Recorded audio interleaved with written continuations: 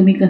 ते म्हणले अहो तुम्हाला त्यांना भेटायचं आहे ना गफार खानला, तेच गाडीमध्ये बसलेत, कारण तेच आम्हाला त्यांच्या गाडीतून आम्हाला घेऊन आलेत म्हणे. आणि मग मी कसं काय असे म्हणजे तेव्हा केस कापलेलेच होते, असे केले ती झाडू असं ह्याच्या खाली ढकलला आणि मग मी गेले. ते मला उर्दू बोलता यायचं, आप तो बहुत थक गए होंगे आप. तर ते माझ्याकडे अशीच बघायला आली, ह्याची हिंमत कशी झाली की मला आपल्या घरी बोलवते. तर हरिभाऊ जोशी त्यांना म्हणाले ये मेरी लड़की है, इनको आपको मिलना है, आप चलिए.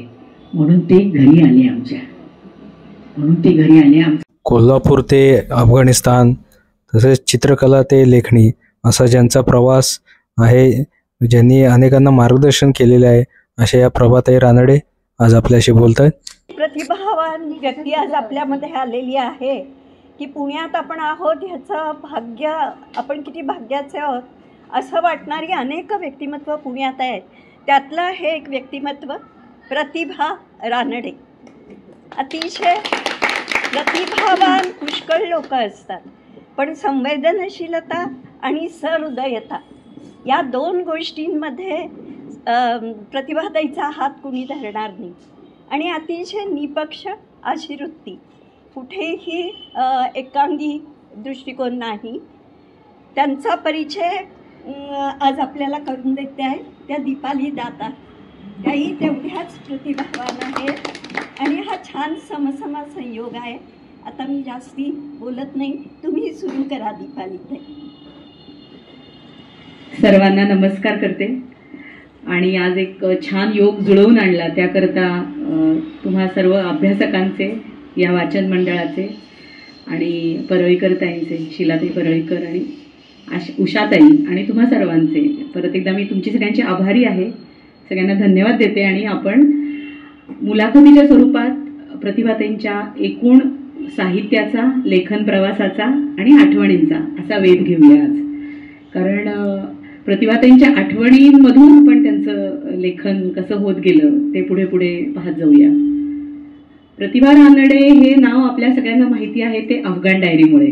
बहुतेक सर्वांनी अफगाण डायरी वाचलेलीच असते असा माझा सगळीकडचा अनुभव आहे, की म्हणजे प्रतिभाताईंचं ते दुसरंच नाव झालंय असं म्हणायला काही हरकत नाही.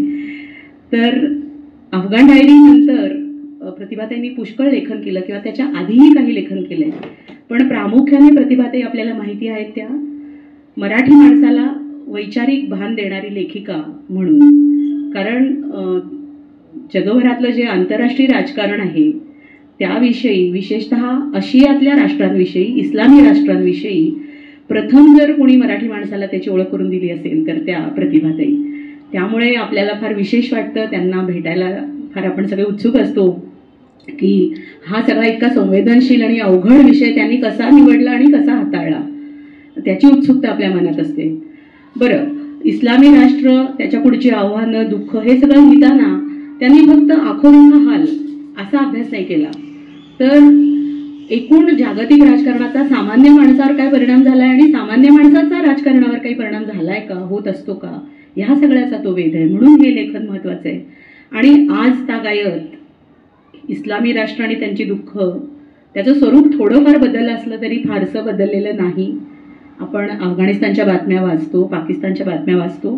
त्यामुळं प्रतिभाताईंनी 1980च्या दरम्यान म्हणजे 40-45 वर्षापूर्वी केलेलं चिंतन आजही ते, आणि त्याच्यावरून म्हणजे मला सांगायलाच नको की हे लेखन का महत्त्वाचं आहे आणि आपल्याला पुन्हा पुन्हा ते का वाचावंसं वाटतं आणि वाचावं लागतं सुद्धा, कारण इतिहास अजून तितका बदललेला नाही आहे इस्लामी राष्ट्रांचा. आणखी एक सांगायला आवडेल प्रतिभाताईंविषयी की प्रतिभाताईंची लेखणी कुठल्या एका विशिष्ट साहित्य प्रकारात अडकलेली नाही आहे. म्हणजे केवळ वैचारिक लेखन किंवा केवळ कथा, केवळ कादंबरी असं नाही, तर अनुवादापासून प्रतिभाताईंनी लेखनाला सुरुवात केली. मग कथा, कादंबरी, चरित्र, वैचारिक, सामाजिक, राजकीय असं चौफेर लेखन प्रतिभाताईंनी केलेलं आहे. आणि त्या लेखनातून आलेले विषय तरी किती विविध होते.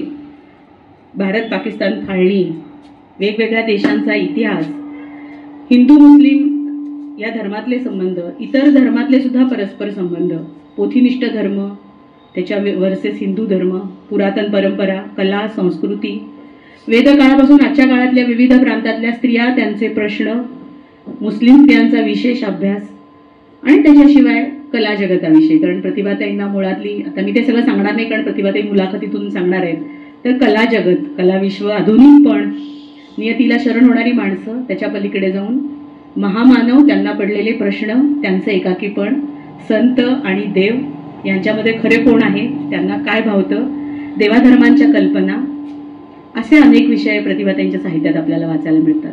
प्रतिभाताईंना पडलेले प्रश्न सुद्धा फार वेगळे आहेत की दशावतारात एकही स्त्रीचा जन्म कसा काय नाही. बुद्धांनी एवढे जातक कथांमधून त्याचे अवतार किंवा जन्म सांगितले, त्या स्त्री कशी नाही, किंवा कोणकोणत्या धर्मामध्ये मातृदेवता आहेत, कोणत्या धर्मात नाहीत, असे अतिशय वेगळे प्रश्न. किंवा जेव्हा माणसाला दुःख होतं किंवा त्याला निराशा येते तर त्याला कोण आश्वस्त करतं, तर त्याला आश्वस्त करणारे हे सगळे महामानव, देव, संत. देवांना किंवा महामानवांना जेव्हा दुःख होतं, निराशा येते, तेव्हा त्यांना आश्वस्त करणारं कोण असतं, असे सगळे प्रश्न प्रतिभाताईंना पडलेले आहेत. त्यामुळे त्यांचा सगळा तो अभ्यास करणं आणि त्यांच्या साहित्याकडे गांभीर्यानं बघणं हे अतिशय आवश्यक आहे. त्यामुळे आपणही वैचारिकदृष्ट्या, भावनिकदृष्ट्या श्रीमंत होतो. प्रतिभाताईंनी वैचारिक साहित्याबरोबर ललित साहित्यात, ललित निबंधात सुद्धा फार सुंदर मुशाफिरी केली आहे. त्यांच्या पुस्तकांची नावं गप्पांमध्ये मी तुम्हाला सांगत राहीन, प्रतिभाताई आठवणी सांगतील आणि मग त्या वेळेला त्या लेखन प्रकाराचं वैशिष्ट्य, प्रतिभाताईंचं वेगळेपण मी तुम्हाला सांगत राहीन. तर आपण आता मुलाखतीनं सुरुवात करूया, कारण अधिक वेळ घेणं मलाही प्रशस्त वाटत नाही आहे. सगळे प्रतिभाताईंना ऐकायला उत्सुक आहेत. तर प्रतिभाताई, मी तुम्हाला सरळ पहिला प्रश्न आता विचारते की तुम्ही सर्वात पहिला लेख कधी लिहिला आणि खऱ्या अर्थानं तुमची लेखनाला सुरुवात कशी झाली?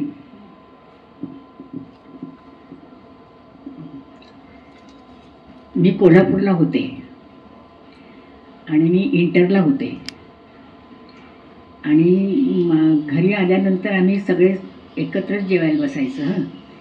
तर माझ्या वडिलांनी मला विचारलं की आज काय काय झालं तुझ्या कॉलेजमध्ये. तर मी त्यांना सांगितलं की मी इंटरला होते ना, एकच पुस्तक होतं, त्याच्यामध्ये श्रीम माटे यांचं लेख होता. तर म्हटलं त्यांचा लेख त्यांनी, म्हटलं खानोलकर आमचे ते प्राध्यापक होते ना, त्यांना ते आवडलंच नाही अजिबात. तर माझ्या वडिलांनी विचारलं, आप्पांनी विचारलं की तुला काय वाटतंय. म्हटलं हे किती छान लिहिलं आहे म्हटलं माट्याने, की म्हटलं आपली आई, म्हटलं पूर्वीच्या काळी काही बायका त्या अग्नी पेटवायच्या, नंतर तेच काय काय झालं तर आई म्हटलं ते स्टोव होतं ना, ते पंप दिला ना की ते होतं ते. आपलं शास्त्रज्ञ इतकं पुढे चाललं आहे की ईश्वर माट्यांना कळेलच की. आणि ते काचेची बाहेर असते ना, परत आहे त्याच्यामध्ये त्याला विचारले तू ईश्वर म्हणजे कोण आहेस, आणि ते स्वर्गात जातील आणि ते विचारतील की रामायण आणि काय तुकाराम आणि ज्ञानेश्वर, तुम्हाला काय कळलंय का ईश्वर, तुम्हाला काय कळलंय का. मग ते वडील म्हणाले की तुला हे सुचलं कसं. म्हटलं मला सगळं सुचतंच आहे सगळं. म्हटलं आई, म्हटलं सगळं केवढं मोठं करतं चाललंय का, माट्याने काय काय केलंय. तर ते लिहून ठेव म्हणाले. मग ते लिहिलं आणि दुसऱ्याच दिवशी 2-3 दिवसांनी पुढारीमध्ये छापून आलं. तर मला धक्काच बसला होता. मला वाटलं की मला काय लिहिलेच नाही. पण नंतर मग माझं लेखन थांबलंच, म्हणजे कारण आम्ही कोल्हापूरला होतो ना, तर मी त्याच्या आधीच मी शाळेमध्ये होते ना, तर आमच्या सगळ्या शाळांचं पेंटिंगचं हे भरलं होतं, स्पर्धा ठरली होती. तर मी निसर्गाचं चित्र काढलं होतं खूपच. तर मला पहिलं बक्षीस मिळालं. तर पहिलं बक्षीस मिळाल्यानंतर मला असं पहिलंच बक्षीस मिळालं तर मला असं वाटलं की आपल्याला चित्रकारच करायला पाहिजे. तर वडील म्हणाले चित्रकार करू नकोस, तू ते सगळं वाचतच बसायला पाहिजे. पण मी नंतर मग मी कोल्हापूर ते अंबाबाईच्या देवळासमोरच ते गोसावी सरांचा क्लास होता ना, तिथं जायला लागले आणि तिथं मी इतकी चित्र काढली आहेत. माझं लग्न झाल्यानंतर सगळी चित्र पुढे भरमिळून गेली होती, सगळं गेलं. आणि मग नंतर आमची लग्न झालं किती 58 साली कलकत्त्याला गेले, मग शिलाँगला मणिपूरला गेले, म्हणजे इम्फाळला गेले, शिलाँगला गेले. शिलाँगला आम्ही असताना माझे मिस्टर बोगदेलाला होते, ते सगळं चिनीने त्यांच्यावरती हल्लं. मला इतकी भीती वाटली होती भयंकर. ते आलेच मध्यरात्री वगैरे सगळं झालं. आम्ही मग दिल्लीला आलो आणि दिल्लीला आल्यावर वाटली मला असं वाटलं की आपल्याला चित्रकारच करायला पाहिजे, आपल्याला पुढंच करायला पाहिजे. तर तिथं काय माझी लहान मुलंच होती ना, ते सगळं शाळेत जाणारी होती. एक मोठी मुलगी धनमंजिरी, जयदेव आणि सौमित्र, ही 3 मुलं ते शाळेत जाणारी होती. तर आमचं घर काय एवढं फार मोठं बंगला नव्हताच मुळे. तर म्हटलं काय करावं, तर माझे मिस्टर म्हणाले की तू जा ना, त्या जर्नलिझमचा कोर्स सुरू झाला आहे ना, तिकडे जा. मग तिकडे गेले मी आणि मग ते पण रात्री संध्याकाळी लवकरच परत यायचे ना. आणि मग तिथे गेले, त्याचं सगळं झालं आणि मग सगळं म्हटलं की जर्नलिझम करून काय करणार. मग मला तेव्हा ते जयंतराव टिळक तिथे दिल्लीतच होते. मग मी म्हटलं त्यांना विचारलं की मी जर्नलिझमचा कोर्स केला आहे तर केसरीमध्ये लिहू का. तर ते म्हणाले की तू कोणाची मुलगी. म्हटलं मी आपणची म्हणजे गरमभेड्यांची मुलगी. हां, मग ते त्यांचे मित्रच होते ना माझे वडील, तर त्यांना तर खूपच मानायचे. ते म्हणजे लिहिलं केसरीमध्ये लिही, पण राजकारण, समाजकारण, धर्मकारण हे काही लिहायचं नाही. इथं दिल्लीमध्ये आजूबाजूला जे काही बघतेस ना तेच लिही, साहित्य आणि संस्कृतीच लिही. आणि माझा पहिला लेख आला होता ना, मी पहिल्यांदा सुरुवात केली होती आणि ते कुरुक्षेत्राच्या शेजारीच गाव होतं, तिथेच खाली गेले. तिथे ते खाली उतरून कोथळत होते आणि तिथे गेले आणि पहिलाच लेख लिहिला होता तो मी. तो केसरीमध्ये छापून आला होता. नंतर सगळं ते सुरू झालं होतं, केसरीमध्ये सगळं सुरू झालं होतं सगळं. तर जयंतराव टिळक तर मला फारच मानायचे अगदी खूपच. आम्ही मुंबईला आल्यानंतर ते माझ्या घरीच आले होते, दिल्लीत गेल्यानंतर कोणामध्ये असं सगळं झालं. आणि मग आमची बदली झाली शिलाँगला नाही, काबूलला. पण त्याच्या आधी तुम्ही अनुवाद केले. हां, आम्ही दिल्लीत असताना ना, तेव्हा मराठी आम्ही कलकत्त्याला गेल्यानंतर मराठी काही बोलणं शक्यच नव्हतं, हिंदीच बोलत होतो आम्ही. तर तिथल्या एका दिल्लीच्या माणसाने सांगितलं की तुम्हाला बंद दरवाजा, हां ती कोण, ती अमृता प्रीतमने लिहिलेलं होतं, तर तुम्ही तिचं भाषांतर कराल का. म्हटलं हो करीन की. मग तिला विचारलं की, तर ती म्हणाली की माझ्या घरीच ये, तुला येते की नाही हिंदीमध्ये भाषांतर करायला. मग मी त्यांच्या घरी गेले. तर त्यांचं घर केवढं मोठं, म्हणजे खूपच म्हणजे हल्ली दिल्लीचं इतकं मोठं आहे. बसने गेले, बस बदलली, दुसरी बसने गेले, चालत गेले. त्यांचा बंगला होता, त्या तिथे समोरच उभ्या होत्या. त्या आल्या आणि वर चढत गेले. तर त्यांचा इमरोज मित्र, त्या दोन्ही भिंतीवरती अमृता प्रीतमचे चित्र काढली होती. आणि मला इतकीच भीती वाटली, म्हटलं ही बाई कोण आहे म्हणजे असं. आणि मग ते बंद दरवाजा तर मी वाचलंच होतं. मग तिने विचारलं की तुला काय काय कळते हे सगळं घातल्यातलं. म्हटलं मला सगळं कळतंय, त्या बंद दरवाजामधलं तुम्ही जे काही लिहिलेत ना ते सगळं. मग ते म्हणाले की तुम्ही मला लिहून द्या. मग ते कर म्हणाले. मग मी ते भाषांतर केलं आणि केसरीनेच प्रसिद्ध केलं. ते केसरीनंच पद्धती केलं. आणि काय फिरोज रानडे कशात होते. फिरोज ते आर्किटेक्ट होते, पण त्यांनी नंतर नाव घेतलं. ते नंतर सांगते मी तुम्हाला, नंतर सांगते मी कव्हर करते. तर ते आणि मग केसरीने ते पुस्तक बंद दरवाजा प्रसिद्ध केलं. आणि केसरीने म्हणजे जयंतराव टिळकांनी त्यांना पहिला चेक पाठवला. मग त्यांचा फोन आला मला की अगं मला पहिलाच चेक मिळतोय, नाही तर मी हिंदीमध्ये भाषांतर करते, म्हणजे लिहिते. हिंदीमध्ये लिहित नाही, ते पंजाबीमध्येच लिहितात, उर्दूमध्येच लिहितात. ते मला कधी पैसेच मिळत नाहीत म्हणाल्या. पण त्याने, आणि मग मी त्यांच्याकडे इतकी वेळा गेले ना, किती वेळा त्या म्हणायच्या या माझ्याकडे. आणि त्यांची इमरोज होता ना, तो चित्रकार काढायचा. आणि तुम्हाला तर माहितीच आहे की मी पहिल्यांदा चित्रकारच होते. मग त्यांचं बघत गेले, केले. आणि मग त्या म्हणायच्या की अगं तुम्ही तिकडं काय बोलत बसताय, इकडे या ना माझ्यासमोर बोलत बसा, असं करायचं. असं सगळं आमचं इतकं छान मैत्री झाली ना. आणि मग नंतर मग रानड्यांची काबूलला बदली झाली. आणि मग त्या म्हणाल्या की तुम्ही जाताय का काबूलला. हो, आम्हाला जायलाच लागणार. मग हे पहिल्यांदाच गेले होते, पण माझी मुलं शाळेत होती ना. मग त्यांची परीक्षा संपल्यानंतर काबूलमध्ये आपल्याच सरकारने तिथे शाळा काढली होती. म्हणून मग आम्ही गेलो तिकडेच गेलो मग आम्ही तिकडे. नंतरच झालं सगळं ते मला पाणी.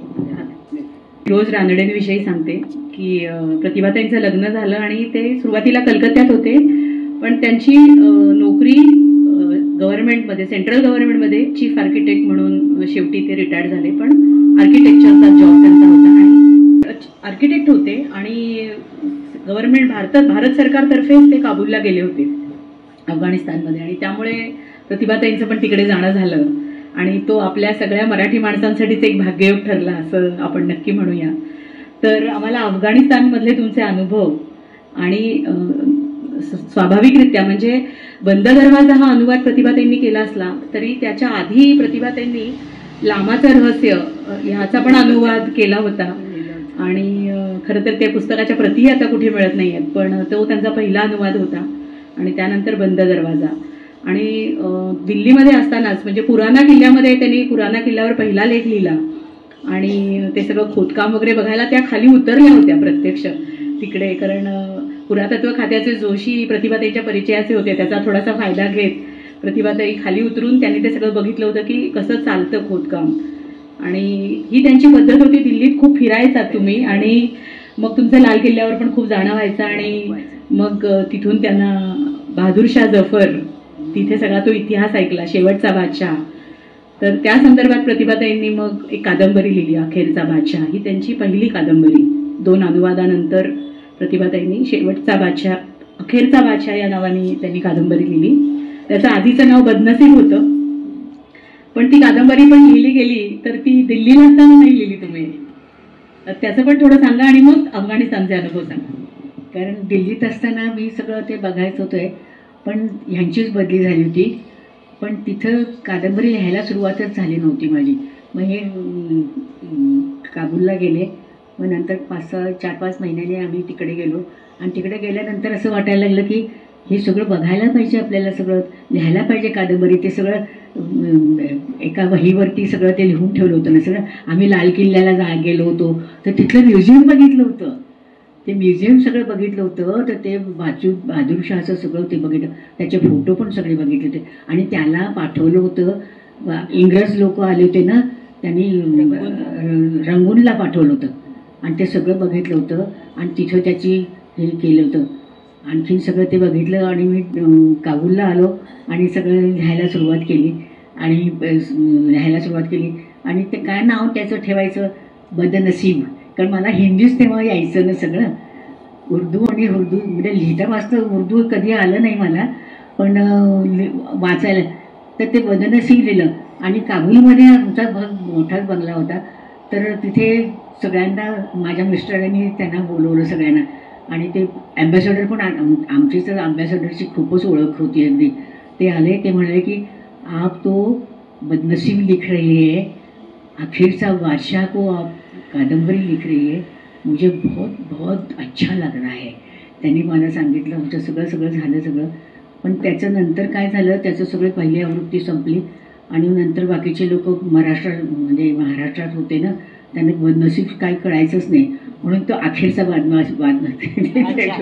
अखेरचा बादशाह ठेवलं आणि त्याच्या 4-5 आवृत्त्या निघाल्याच येतात त्या सगळ्या. पण काबूलमध्ये असताना ना पहिलं 1-1.5 वर्ष काहीतरी खूपच चांगलं गेलं. आम्ही सगळीकडे आम्ही काबूलला अफगाणिस्तानामध्ये वरपासून खालपर्यंत आम्ही सगळे हिंडलो होतो. बदनसीबला आम्ही बघितलं होतं, बामियानला आम्ही गेलो होतो आणि मी तर वर चढत गेले होते. पण ते बामियानला होता ना, बुद्ध होता, त्याचं तर मुस्लिम सगळे, ते नंतर सांगते तुम्हाला, मुस्लिम सगळे लग्न आले होते ना, त्याने सगळं पाडलंच होतं. त्यांचा चेहरा असाच होता आहे का, आणि त्याचं बाजूला होतं ना ते खूपच ते मोठंच होतं सगळं. आणि बाजूने ती वर चढत गेले, तर माझा गुडघा जरा दुखायला लागला तेव्हापासून.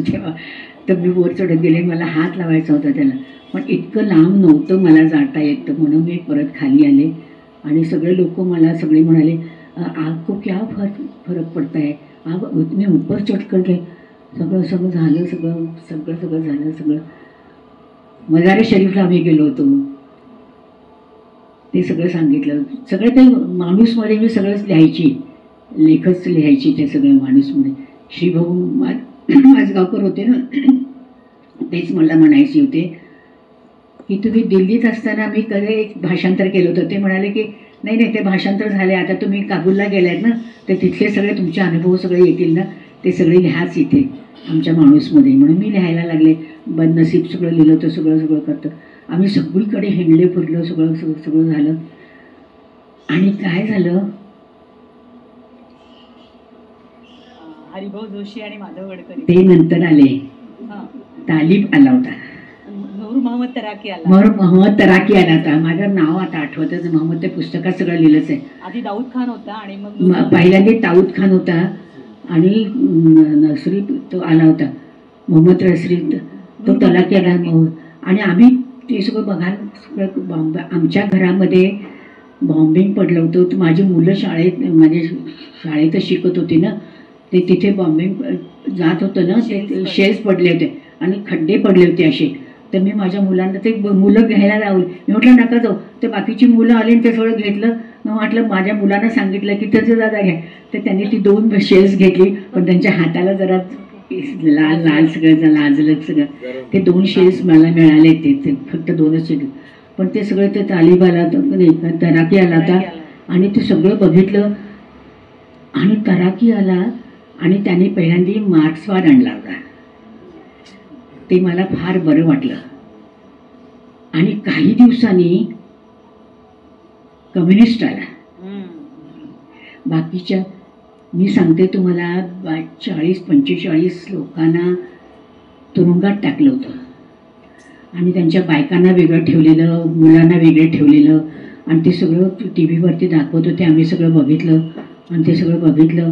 आणि ते माणूसमध्ये मी ते लेख लिहिला होता, काय चाललं हे. आणि हां, ते पण सांगते तुम्हाला की ते सगळं लिहिलं होतं. आणि कोल्हापूरचे कम्युनिस्ट लोक होते ना, ते माझ्या वडिलांच्या घरी गेले आणि ते म्हणाले की तुमची लेख तर म्हणे तालिकची हे करायची, मार्क्सवाद आला होता ते करते, आता ते तिला सांगा हे असं काय लिहायचं नाही वगैरे, असं तसं करायचं नाही, असं करायचं नाही, आमचं लक्ष आहे तिच्यावरती, असं करायला लागले. आणि मग माझ्या वडिलांचं पत्र आलं की त्यांनी लिहिलं होतं की हे असं काय करतेस तू, काय करतेस असं. आणि शेवटी त्याने 2च वाक्य हिंदीमध्ये इंग्लिशमध्ये लिहिली ती, I am proud of you but don't get carried away by bravado. कारण मी काय करायची सांगू का तुम्हाला, हातामध्ये ती पिशवी असायची ना, गळ्यात घालायची आणि खाली कॅमेरा ठेवायची मी आणि वर नान ठेवायची. आणि तुम्ही कुठे निघालात तर नान आणायला निघाले ना, हे करायला निघाले. आणि इतके फोटो काढले होते तिथले, मी सांगते तुम्हाला इतके. आणि मी सांगते दाऊद खानला मारलं होतं ना, तर आम्ही ते आर्क पॅलेस बघायला गेलो होतो. ते आम्हाला आतमध्ये जाऊच दिलं नाही. सगळं ते बघितलं, सगळं केलं, असं वर बघून बघितलं, सगळं केलं. आणि नंतर इतका त्रास झाला मला. आणि दाऊद खानच्या सगळ्या लोकांना मारूनच टाकलं होतं, सगळ्या लोकांना मारून टाकलं होतं. एक मुलगी त्यांची, आपण त्यांना हॉस्पिटल दिलं होतं ना, तिथेच होती. तिला तिथे ती बाळंतीण होणार होती. ते लोक तिकडचे गेले तर आपले डॉक्टर होते ना ते, मुकुंद दास, तर ते म्हणाले की तुम्ही इथं आतमध्ये येऊ नका, ही जेव्हा बाहेर पडेल तर तुम्हाला इकडं आत येतच होणार, इथे आमचं हॉस्पिटल आहे. आणि तिला बुरखा घातला आणि तिला अफगाणिस्तानच्या बाहेरच पाठवून दिलं होतं. त्या एकच दाऊद खानच्या एका मुलीलाच, ती पुढे काय झालं त्याचं माहीत नाही. पण आम्ही त्या आर्क पॅलेस बघायला गेलो होतो, काय केलं. आणि इतकं मला फोटो काढले होते मी त्यांचे सगळे, इतकं वाईट वाटलं. आणि खाली तिथे कार्पेट्स होते ना, गालीचे होते, ते सगळे टाळलं आणि तिथं जाऊन बसले मी. कारण माझं तेव्हा वय किती लहान होतं, 36-37 वर्षांचंच होतं.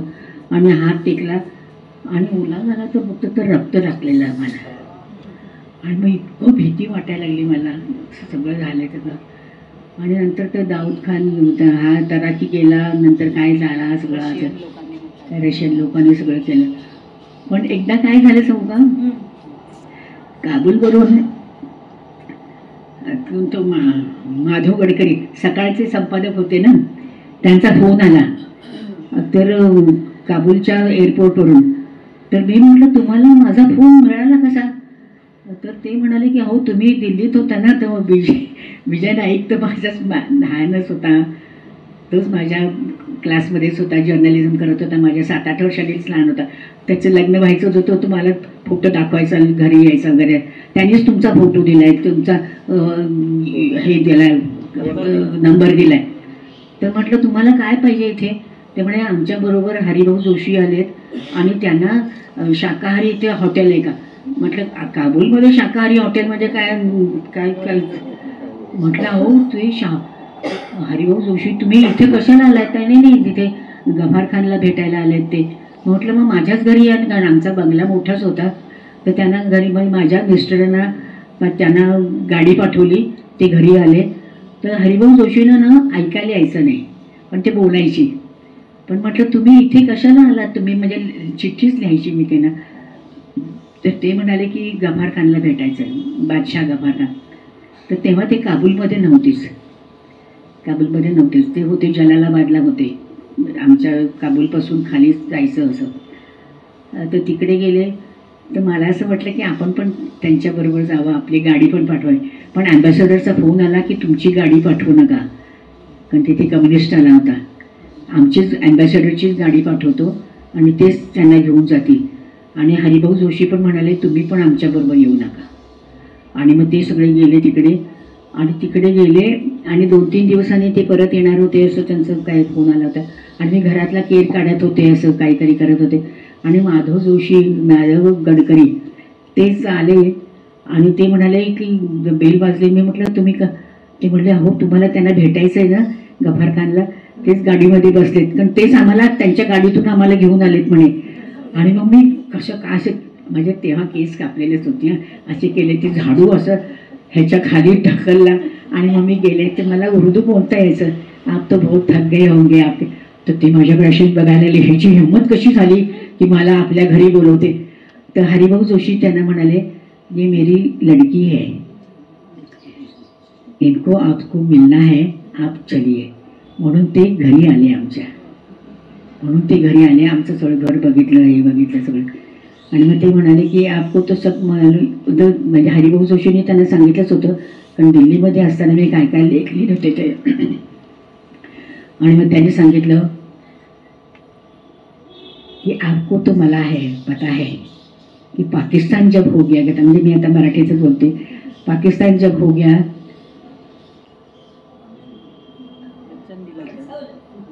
आम्हाला हे दिलं होतं, आश्वासन दिलं होतं की तुमचं म्हणजे गफार खान जिथे राहायचे ना, तो जिल्हा होता ना, तो आम्ही म्हणजे हिंदुस्थानातच घेऊन घेणार. आणि नंतर ते बदललेच आणि आम्हाला हे पाकिस्तानातच ठेवलं. म्हटलं इन्हीं लफ्जों में लिखू क्या, तभी तो आपको बता रहा हूँ ना, इन्हीं लफ्जों में लिखेगा. फिर नंतर ते म्हणायला लागले तुम्हाला ये सब कुछ मालूम कैसे है?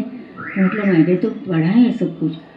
मग त्यांनी आम्हाला सांगितलं आम्ही पहिल्यांदा हिंदू होतो, कित्येक वर्षांपूर्वी हिंदू होतो, मग नंतर बौद्ध झालो आणि आम्हाला सगळ्यांना मुसलमान करून टाकलं. हे काय चाललंय आमचं? म्हटलं इन्हीं लफ्जों में लिखू तभी तो आपको बता रहा हूँ ना, आप लिख रही है ना तभी तो आपको बता रहा हूँ, इन्हीं लफ्जों में लिखिएगा. ते सगळं गफार खान आले होते ना, ते मला, आणि मी ते अफगाण डायरी पहिल्यांदा काबूलहून मुंबईला आले ना आम्ही, तर काबूलहून आल्यानंतर ते पुस्तकात लिहिलं होतं. तर ते प्रकाशक म्हणाले गफार खान तुमच्या घरी आले होते गांधींना, पण तेव्हा काँग्रेसचंच सत्ता होती ना, तर ते म्हणाले की हे घालणार नाही त्याच्यामध्ये, हे घालणारच नाही आम्ही त्यांच्याकडे. गफार खान तुमच्या घरी आले होते आणि त्यांनी काँग्रेसला, गांधीला आणि नेहरूंना हे केलंय. मग नंतरच्या आवृत्त्या ज्या निघाल्या ना त्याच्यामध्ये ते एक प्रकरण आलेलं आहे, ते एकच प्रकरण आलेलं आहे. म्हणूनच ते झालं. काय काय काय जग बदलते सगळं, काय काय होतंय कळतच नाही मला. काय प्रतिभाताईंचा हा अनुभव म्हणजे अक्षरशः अंगावर शहारे आणणारा अनुभव आहे हा. आणि मूळ पुस्तकातून आपण जर वाचला अफगाण डायरीमधून तर फार सविस्तरपणे कळेल की ते सगळं नाट्यमय पद्धतीने कसं घडत गेलं. कारण गांधींमुळेच गफार खानांनी शस्त्र टाकली होती, आम्ही काही करणार नाही, आणि त्यांनीच, आणि प्रतिभाताईंना त्यामुळेच जेव्हा अफगाणिस्तानला जायला मिळणार होतं तर तेव्हा एक उत्सुकता होती की आपल्याला गफ्फारखानांची भेट होईल का, आणि खरंच तो प्रसंग पुढे त्यांच्या आयुष्यात आला. तर हे सगळं फार नाट्यमय पद्धतीने, म्हणजे चित्रकार होण्याचं स्वप्न जे प्रतिभाताईंचं होतं, तर ते चित्रदर्शित्व शब्दांमधून पुढे आपल्यापर्यंत पोचलं. आणि मला तर नेहमीच वाटतं की बरं झालं प्रतिभाताई चित्रकार नाही झाल्या, नाहीतर आम्हाला अफगाणिस्तान गफ्फारखानांचे अनुभव कोणी सांगितले असते, नाही का.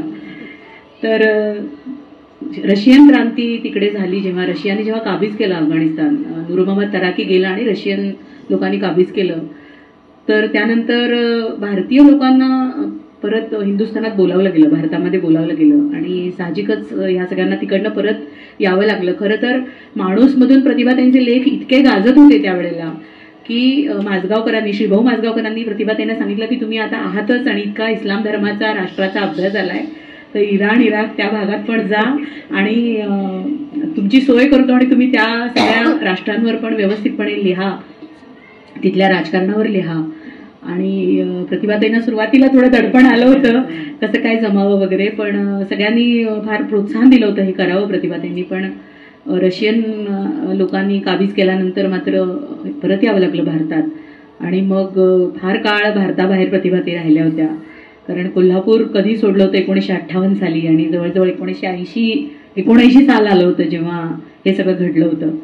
तर त्यांची इच्छा होती की महाराष्ट्रातच परत यावं, आणि म्हणून प्रतिभाताईंच्या मिस्टरांनी मुंबईला बदली मागून घेतली 80ची आसपास. आणि प्रतिभाताई मुंबईला आल्या, हा सुद्धा त्यांच्यासाठी जसा भाग्य योग होता तसा आपल्यासाठी पुन्हा होता, कारण दुर्गाबाईंची भेट झाली तुमची. तर दुर्गाबाई कशा भेटल्या आणि मुंबईत आल्यावर तुमच्या दोघींचं मैत्र कसं जुळलं ते सगळं सांगा, आवडेल ऐकायला. मुंबईत आल्यानंतर माझी मुलं कॉलेजमध्ये जायला लागली होती, सगळं झालं होतं सगळं. आणि मग नंतर असं वाटलं की एशियाटिक लायब्ररीमध्ये जावं, की तिथल्या बऱ्याच. तर तिथे गेले मी, तर त्या काउंटरवरचा माणूस म्हणाला की इथली काही माणसं तुम्हाला काहीतरी सह्या पाहिजेत ना. म्हटलं मला इथं कोणीच ओळखतच नाही, मला काही माहीतच नाही कोणाचं. तर तिथून कोणते का हे विश्वास पाटील ते तर मला धाकटी बहीणच मानायचे ते. तर ते आले आणि ते म्हणाले, विश्वास पाटील म्हणाले मला ते, कारण माझा फोटो ते माझ्या यायचा आहे, ते म्हणाले आलात का तुम्ही तिकडून काबूलमधून. म्हटलं हो. तर त्यांनीच सही केली आणि ते म्हणले की चला आता बाहेर. आणि मग ते एशियाटिक लायब्ररीचं तुम्हाला माहितीच आहे केवढं मोठं ते हे आहे, आणि तिथे सगळं कोर्स वगैरे बसलेले होते, आणि दुर्गाबाई बसलेले होते छोट्याशा अशा एवढसा आंबाडा गुलाब घातलेलं असं बसलेलं. आणि मग त्या विश्वास पाटील म्हणाले की ह्यांच्यावरती सही करा, ते हे असतं ना फॉर्म असतो त्याच्यावरती सही करा. तर त्यांनी माझ्याकडे बघितलं आणि त्याला तुम्ही सगळे लोक सगळे परत आलात का तुम्ही म्हणाले मला, म्हणून त्यांनी सही केली. आमची अशी ओळख झाली. आणि मग मला तर दुर्गाबाई त्याच्या आधीसुद्धा कोल्हापूरला दुर्गाबाई गेल्या होत्या ना, तर माझ्या घरीच राहायच्या, आप्पांना भेटायचं त्यांचं माहिती होतं. तर मग त्या म्हणाल्या की मग तू इथे एशियाटिक लायब्ररीमध्ये कसं. म्हटलं मला काय काय लिहायचं आहे, काय काय पुस्तकं बघायची आहेत, हे करायचे. म्हणून मी तिकडे जायला लागले. आणि मग तिकडे जायला लागले तर त्या म्हणायच्या की जेवायचं वेळ असायचं ना 1-1.5 वाजता, ती काय आणत नाहीस का घरचं काही म्हणायचं. म्हटलं नाही नाही काही काही घेऊन ये म्हणून, म्हणून घेऊन जायचे. मग आमच्या गप्पा व्हायच्या खूप. त्या टेबलवरती बसायचं ना, पाणी घ्यायचं, त्या पाणी आणलं की त्याच्यामध्ये काय काय घालायचं काय काय नाही, आमच्या खूप गप्पा व्हायच्या, खूपच गप्पा व्हायच्या. आणि मग ते कोणीतरी बघितलं आणि मग मुंबईच्या एका रेडिओवरती मुलाखत त्यांची घ्यायची होती. तर दुर्गाबाई म्हणाल्या की हिनेच घेतली तरच करीन. तर मी म्हटलं की मग त्या मला म्हणाल्या तू पैसे घ्यायचे नाहीस ना अजिबात. आणि त्यांना गाडी पाठवली होती एअर इंडियाने, आणि मग ती गाडी त्याने त्यामुळे मग मी तर गाडीनेच गेले, म्हणजे गाडीने नाहीच गेले, ट्रेननीच गेले त्यांनी. आणि तिथे गेले, त्यांची मुलाखत घेतली वगैरे. आणि ती मुलाखत ऐकल्यानंतर राजहंस प्रकाशनचे रेखाताई त्यांनी ती ऐकली आणि ज्याने आपल्या नवऱ्याला सांगितलं की अहो काय लिहिलंय, म्हणजे त्यांची मुलाखत काय झाली आहे. मग त्यांच्याशी मग त्यांचाच फोन आला, यांची मुलाखत घ्या आणि भरपूर त्यांची मुलाखत घ्या आणि त्याचं पुस्तकच करायचं. म्हणून ते आयस्पेस गप्पा केलं ते मी. आणि तेव्हाच तेव्हा काय असं सेलफोन वगैरे नव्हता, टेप्स असायचे आणि त्यांचे सगळे त्यांची सगळी बोलणी होती ना ती सगळी टेप करून घ्यायची. आणि घरी आले ना की सगळ्यांची जेवणं बिवणं, माझी मुलं शाळेतच शाळा संपून कॉलेजात जायचे, ते सगळं झालं ना की रात्री बसून मी ते सगळं लिहून ठेवायची. ते सगळं लिहून झालं ना की त्याचं काय काय.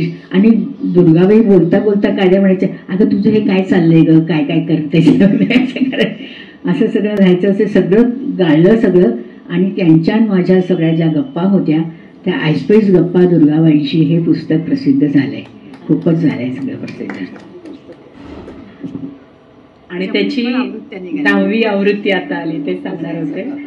तर अजूनही ते पुस्तक सगळ्यांना आवडतंय. आणि अर्थातच दुर्गाबाईंचा सगळा तो पैस त्या आईस्पाईस गप्पांमधून उलगडत गेलेला आहे प्रतिभाताईंनी. आणि मुंबईला असताना तुम्ही म्हणजे दुर्गाबाईंशी तुमच्या गप्पा व्हायच्या आणि एशियाटिकला तुमचं जाणं व्हायचं. तर प्रतिभाताई अभ्यासातच होत्या जेव्हापासून त्या लिहायला लागल्या. म्हणजे 35 वर्षापासून साधारण मुलं थोडीशी मोठी झाल्यानंतर त्यांचं सुरू झालं लेखन सगळं. आणि तो सगळा प्रवास अभ्यासाचा सुद्धा होता. म्हणजे काबूलला असताना प्रत्यक्ष आठवणी होत्याच, अफगाणिस्तानातले अनुभव वगैरे, भेटलेली माणसं, हे सगळं ललित लेखनाच्या माध्यमातून. त्याला इतिहासाची जोड अभ्यासाची, कारण इतिहास हा प्रतिभाताईचा लहानपणापासूनचा आवडीचा विषय होता. आणि इतका आवडीचा की इतिहासाच्या बाई त्यांना म्हणायच्या, पुढे जाऊन तू इतिहासावरची पुस्तकच लिहिशील. आणि ते खरंच झालं खरं म्हणजे. तर अफगाणिस्तानवरचा तर इतिहास त्यांनी सगळा लिहिलाच, राजकीय सामाजिक. पण अफगाणिस्तानात राहिल्याचा एक फायदा असा झाला की सगळं इस्लामी जगत जवळून बघायला मिळालं. आणि त्यानंतर मग मुंबईला आल्यावर तुम्हाला तलाकमुक्ती मोर्चात भाग घ्यावंसं वाटलं. आणि प्रतिभाताईंचं सगळ्यात मोठं काम किंवा वेगळं काम अफगाण डायरीज असं अतिशय एक त्यांची ओळख आहे महत्त्वाची, आणि आपल्याला त्यांनी दिलेली ती एक देणगी आहे. तसं बुरख्याआडच्या स्त्रिया हे प्रतिभाताईंचं पुस्तक झालं त्याच्यानंतरच्या काळात. पण प्रतिभाताई कशा कशा आल्या त्या सगळ्या बुरख्याआडच्या स्त्रियांकडे, आणि तो सगळा अभ्यास कसा केला, काय काय केलं ते आपण त्यांच्याकडून ऐकूया आता. ते काबूलला असताना ना, काबूलचं मुख्य शहर जे होतं ना, तिथले सगळे लोक पूर्वीच्या काळचं सगळे फ्रॉक्स घालायचे, हे करायचे सगळे. पण आजूबाजूच्या लोकांना, म्हणजे आजूबाजूच्या आमच्या सगळ्या काबूलमध्ये काय अफगाणिस्तानात खूपच हिंडलो, बुरखा घातलेले सगळे मुस्लिम लोक यायचे आमच्या घरी. पण त्यांना आमच्याकडे किती लोक यायचे सांगते तुम्हाला, खूप शुक्रवारी त्यांना बोलवाय, कारण तिथे शुक्रवारची सुट्टी असायची ना. सगळ्यांना सांगायचं की तुम्ही शुक्रवारीच या. पण मी त्यांना सांगितलं, कारण माझ्या मिस्टरांशी बोलायला पण यायचे, माझ्याशी पण बोलायला यायचे, कारण त्यांना माहीत होतं की मी टाइम्स ऑफ इंडियामध्ये पण काही इंडियन म्हणजे इंग्लिशमध्ये काही पुस्तकं लिहिली होती. तर ते म्हणाले की तुम्ही एकट्यानेच यायचं नाही, तुमच्या आईला, बायकोला, मुलीला सगळ्यांना घेऊन या. आणि त्या सगळ्याजणी यायच्या ना, मी बसायची शेवटी. आणि मग मला फारसी बोलायला यायचं, लिहिता वाजता यायचं नाही, त्यांच्याशी बोलायची, आपको कैसे चल रहा है म्हणजे तर सगळं विचारायचे. आणि त्यांनी सगळं सांगायचं, सगळं मला काय काय सांगायचं आहे, सगळं काय आमच्या घरचं काय होतं आहे सगळं, आम्हाला काय काय करतात, पण हे सगळं लिहू नका हां, असं त्या सांगायच्या मला. आणि मुंबईला आल्यानंतर मला त्या मुस्लिम बायकांचं सगळं आयुष्य कसं गेलं होतं म्हणजे ते सगळं माहीत होतं सगळं. आणि मग मुंबईला आल्यानंतर तलाकमुक्ती मोर्चाचं सगळं निघालंच होता, कोल्हापूरहूनच निघाला होता काहीतरी. आणि मग मी हेमनिसा दलवाईंना भेटायला गेले. तर त्या म्हणाला, कारण दलवाई तर खूपच आधीच गेले होते, कारण त्या मुंबईमध्येच कुठल्या तरी एका नोकरी करत होत्या काहीतरी. मुस्लिम सत्यशोधक मंडळ असं काम करत नाही, ते करायचं, पण ते नोकरी करायच्या एका ठिकाणी. तर तिकडेच त्यांना भेटायला गेले. तर त्या म्हणाल्या की तुला काय पडलं, तुम्हाला काय पडलंय, तर मराठीतच बोलायचं आमच्याशी. तर त्या म्हणाल्या तुम्हाला काय पडले. म्हटलं मला मुस्लिम बायकांचं सगळं आयुष्य सगळं माहिती आहे, तुम्ही तलाकमुक्ती मोर्चा काढताय ना, मला त्याच्यामध्ये भाग घ्यायचा आहे, तुमचं काय चाललंय. कारण त्या बायकांना किती नवऱ्याने तलाकच दिला होता. आणि त्यांनी हे काढलं होतं, तलाकमुक्ती मोर्चाच काढला होता, कोल्हापूरहूनच काढला होता. हां, मग त्या म्हणाल्या तुम्हाला काय पडलं एवढं सगळं? म्हटलं मला सगळं माहिती आहे, मुस्लिम बायकांचं आयुष्य कसं जाते, काय करतात. मग त्या म्हणाल्या सगळं कळतंय तुम्हाला?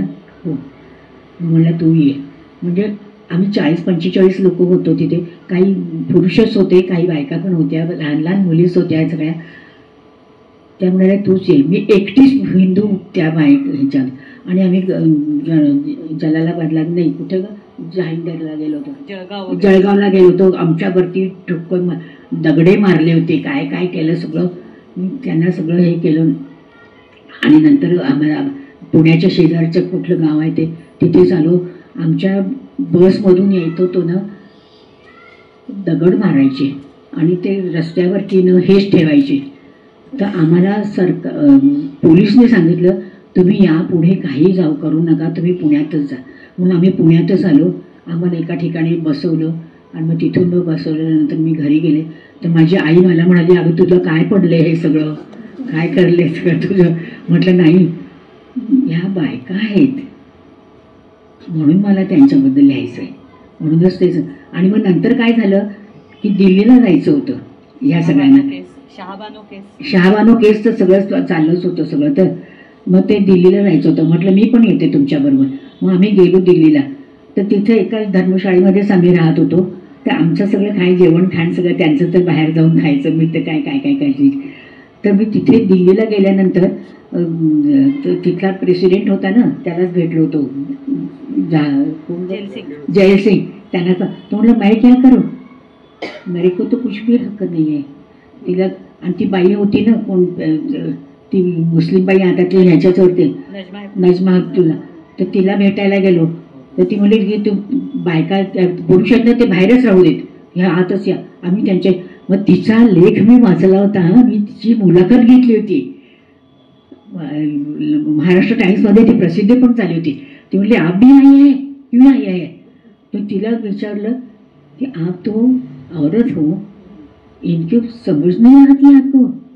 ती म्हणाली इधर निघूनच जाणं इथून म्हणाले. मग ती बाहेर आलो आम्ही. आणि मग ते राजीव गांधींना भेटायचं होतं आणि मग त्यांना ते भेटायलाच तयार नव्हते. मग त्या प्रमिला दंड होते ना, त्या म्हणाल्या की मीच करते. आणि मग त्यांनीच की केलं, आम्हाला घेऊन गेले. तर आमचे सगळे ते हे केलं, बाहेरच ठेवलं. आम्ही आतमध्ये गेलो तर ते बाहेरच गच्चीमध्येच म्हणजे बागेमध्येच बसलो होतो. आणि ते बसलेले आप तो 40-50 लोग है और वहाँ तो लाखों लोग दिल्ली से मुलाकात करते हैं, ये करते हैं. आणि मग ती बाकीची सगळी हे झाल्या. तर माझी कोल्हापूरची एक मैत्रीण होती ना, खूपच लहान होती.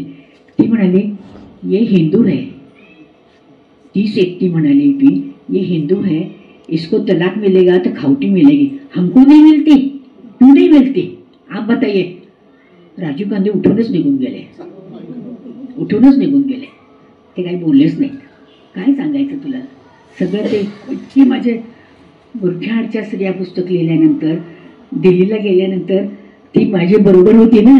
ती म्हणाली मधुवा खान, ती म्हणाली की तुझं हिची ओळख झाली आहे ना अमृता प्रियमच्या, मला तिच्याकडे घेऊन जा. मग त्याच दोघी बोलत राहिल्या.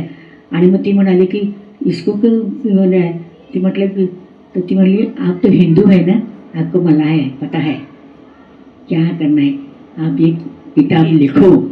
अमृता प्रीतमने मला पहिल्यांदा मनात होतंच माझ्या की हे पुस्तक घ्यायचंच आपल्याला. पण तिनेच सांगितलं मला ये किताब लिखो, तिने सांगितलं. मग परत आल्यानंतर ते पुस्तक लिहिलं मी. कोण प्रसिद्ध करणार, केलं कोणीतरी प्रसिद्ध, मग काय करायचं. चालेल. पद्मगंधातर्फे आलेलं आहे ते पुस्तक आणि त्याचा इंग्रजी अनुवाद पण झालेला आहे. प्रतिभाताईंनीच केलाय तो. अफगाण डायरीचा पण, माय अफगाण डायरी आणि बुरख्याआडच्या स्त्रिया. आणि फक्त तलाकमुक्ती मोर्चाच नाही तर जवळजवळ 350-400 लोकांच्या, झोपडपट्टीतल्या बायकांपासून ते नजमा हेपतुल्लांपर्यंत इतक्या मुलाखती इस्लाम सगळ्या वर्गातल्या स्त्रियांच्या प्रतिभाताईंनी घेतल्या. तर हे फार मोठं काम होतं. कारण डॉक्टर असू देत, कॉलेजला जाणाऱ्या मुली असू देत, ते सगळे अनुभव आपल्याला त्या पुस्तकामध्ये वाचायला मिळतात. की प्रत्येक स्त्रीला बुरखा घालणं न घालणं तो अनुभव कसा असतो. अफगाणिस्तानमधल्या एका मुस्लिम बाईनी तर शेजारच्या प्रतिभाताईंनी विचारलं होतं त्यांना की बुरखा घालण्याचा अनुभव कसा असतो की तुम्ही का घालता, तर त्याने एका शब्दात सांगितलं होतं की वो तो महसूस करने वाली चीज आहे. तुम्हाला काय माहिती आहे ते काय आहे, आम्हाला कधी घातल्यामुळे सुरक्षित वाटतं आणि कधी नाही घातल्याने बरं वाटतं. ते सगळं सिच्युएशनल असतं, असं सांगता नाही यायचं, तुम्हाला कल्पना नाही याची. आणि गंमत म्हणजे प्रतिभाताईंनी सुद्धा एकदा स्वतः तिकडे मैत्रिणीच्या आग्रहावरून बुरखा घालून बघितला होता, कसं वाटतंय. पण त्या म्हणाल्या मला भयंकर गुदमरायला झाला आणि त्रास झाला की काही सांगायचं तुम्हाला याबद्दल. पुष्कळ अनुभव आहेत असे. तर त्यामुळे बुरख्याडच्या स्त्रिया हे जे पुस्तक आहे त्याच्यामध्ये प्रतिभाताईंनी फार बुरख्याचा इतिहास की बुरखा मुळात आला कसा, पैगंबरापासून कशी सुरुवात झाली आणि बुरखा कसा आला आणि त्याचं का महत्त्व होतं आधीच्या काळात आणि मग फितना म्हणजे काय, सगळे संदर्भ दिलेले आहेत त्याच्यामध्ये. फार वाचण्यासारखं आहे ते पुस्तक मुळातून. आणि मग सगळ्यांचे अनुभव, सगळ्या मुलाखती, परत अफगाणिस्तान वगैरे तिकडच्या मुस्लिमांच्या आणि भारतातल्या गोवा वगैरे इकडच्या भागातले म्हणजे मुस्लिम बायका, कारण त्या सगळ्या संस्कृती त्यांची आपली होती. जरी त्या बायका मुस्लिम झाल्या असल्या तरी किंवा काही ख्रिश्चन झाल्या होत्या. म्हणजे 2 चांगली पुस्तकं आहेत. बुरख्याडच्या स्त्रियांमध्ये संदर्भ आहेत, ऐरणीवरचे प्रश्नमध्ये सुद्धा त्या संदर्भातून काही लिहिलेलं आहे प्रतिभाताईंनी. दोन्ही थोडे वेगळे संदर्भ आहेत, पण मुस्लिम बायकांच्या संदर्भात प्रतिभाताईंनी मुलाखती घेऊन लिहिलं असल्यामुळे अत्यंत खरं असं जग आपल्याला पाहायला, फॅक्च्युअल्स ज्याला आपण म्हणतो की वास्तवदर्शी असं. आणि सगळ्या चळवळी म्हणजे फार इराकपासून मुस्लिम जगतात घडलेल्या, त्या काळात स्त्रिया युद्धजन्य परिस्थितीत मदत कशा करायच्या वगैरे फार अप्रतिम ते सगळं लिहिलेलं आहे पुस्तकामध्ये. की आपल्याला सुद्धा इतकं सगळं माहीत नसतं की तेव्हा सुद्धा काही फॉरवर्ड आधुनिक बायका त्या जगात सुद्धा होत्या. किंवा अफगाणिस्तानमध्ये अमानुल्ला सरयासारखी माणसं होती की ज्यांनी अफगाणिस्तानला फार आधुनिक जग दाखवलं होतं आणि त्याच अफगाणिस्तानाने अमानुल्ला आणि सरयाला पळवून लावलं होतं अफगाणिस्तानातून. ते सगळं कसं घडलं, एक होता राजा आणि एक होती राणी, असा प्रतिभाताईंचा लेख आहे. किंवा बल्ख मजारे शरीफच्या अनुभवांवरचे ललित लेख आहेत प्रतिभाताईंचे, निळ्या शार घुमटावाली, ते स्मरणवेळामध्ये ते आलेलं आहे ललित लेखामध्ये. तर असे सगळे अनुभव वेगवेगळ्या पद्धतीने प्रतिभाताईंनी आपल्या पुस्तकांमध्ये पेरलेले आहेत. आणि कधी त्याच्या कथा झाल्या, कधी कादंबरी झाली, तर कधी वैचारिक लेखन झालं. पण या सगळ्याला इतिहासाची, अभ्यासाची प्रत्येक पुस्तक प्रतिभाताईंचं कमीत कमी 50 ते 60 पुस्तकांच्या संदर्भाशिवाय झालेलं नाही. म्हणजे काय बैठक देऊन प्रतिभाताईंनी काम केलं असेल. आणि नुसता अभ्यास नाही तर प्रत्येक वेळेस प्रत्यक्ष ठिकाणी त्या जाऊन ते पाहून, म्हणजे अभ्यास, वैयक्तिक अनुभव, कधी सहज आलेले तर कधी मुद्दामून जाऊन घेतलेले. की तलाक मुक्ती मोर्चात प्रतिभाताई मुद्दामून गेल्या होत्या की त्यांना उत्सुकता होती. तेव्हा काही पुस्तक लिहायचं ठरलेलं नव्हतं, पण संशोधकीय काम जेव्हा करायचं असतं तेव्हा ही लेखक मंडळी कशी भारलेली असतात आणि केवढं काम करतात आणि काय ते सगळं म्हणजे वाचताना आपल्या डोळ्यात पाणी येतं की ही मंडळी इतके कष्ट उपसतात म्हणून आपल्याला हे सगळं आज पाहायला वाचायला मिळतं. आपल्याला पुस्तकाच्या किमती दिसतात पण त्याच्या मागचे कष्ट फार असतात. हे मला मुद्दामून उद्धृत करावंसं वाटतंय, कारण कष्ट दिसत नाहीत पण फार असतात त्याच्या मागे कष्ट. तर आपण ते नेहमी लक्षात घेतले पाहिजेत. तर बुरख्याडच्या स्त्रिया महत्त्वाचंच काम, आणि सांगायलाच नको की या सगळ्या कामांना प्रतिभाताईंच्या खूप पुरस्कार मिळालेलेच आहेत, म्हणजे ते परत परत सांगायलाच नको. पण जेव्हा मुस्लिम स्त्रियांचा तुम्ही अभ्यास केला त्यानंतर मग तुम्हाला सांगण्यात आलं की तुम्ही हिंदू स्त्रियांचा सुद्धा अभ्यास करावा. आणि मग प्रतिभाताईंनी फार इंटरेस्टिंग विषय निवडला, 19व्या शतक, ज्याला आपण म्हणतो की ती सोन्याची खाण आहे. काय नाही मिळत 19व्या शतकात आपल्याला, तर प्रतिभाताईंनी तोच विषय स्त्रियांच्या संदर्भात निवडला. 19व्या शतकातल्या स्त्री प्रश्नांची चर्चा हा प्रतिभाताईंच्या पुढच्या संशोधकीय कामाचा विषय होता. आणि तुम्हाला टाटा मेमोरियलची स्कॉलरशिप मिळाली होती सोशल सायन्सेसच्या डिपार्टमेंटची, आणि त्या थ्रू प्रतिभाताईंनी तो सगळा अभ्यास केला आणि छान पुस्तक आलंय. त्या पुस्तकात प्रतिभाताईंनी फार वेगळा प्रयोग केला. म्हणजे ते पुस्तक संशोधकीय PhD सारखं होतं. तुम्हाला आठवण सांगायला आवडेल का, PhD तुम्ही का नाही घेतली त्या कामाची, त्याची आठवतंय? काय झालं सांगू का, ते पुस्तक लिहायचं होतं ना, त्या आगरकरांनी त्या काळामध्ये काही विधवा बायकांची पुनर्विवाह झाला होता आणि त्यांच्या बायकोला ते आवडायचंच नाही ना, तर त्यांनी सांगितलं बायकोला की तिला घरी घेऊन ये आणि तिला ओटी भरायची, जेवण खाण करायचं. आणि ते सगळं मी लिहिल्यानंतर सोमा चिटणीस म्हणाले, हे काय लिहितेस तू सारखं, हे काय काय लिहितेस. म्हटलं नाही, हे मी लिहिणारच, हे लिहिणारच मी, सगळं सगळं करणारच मी सगळं. मग त्या म्हणाल्या की मग काय तुला काय करायचं.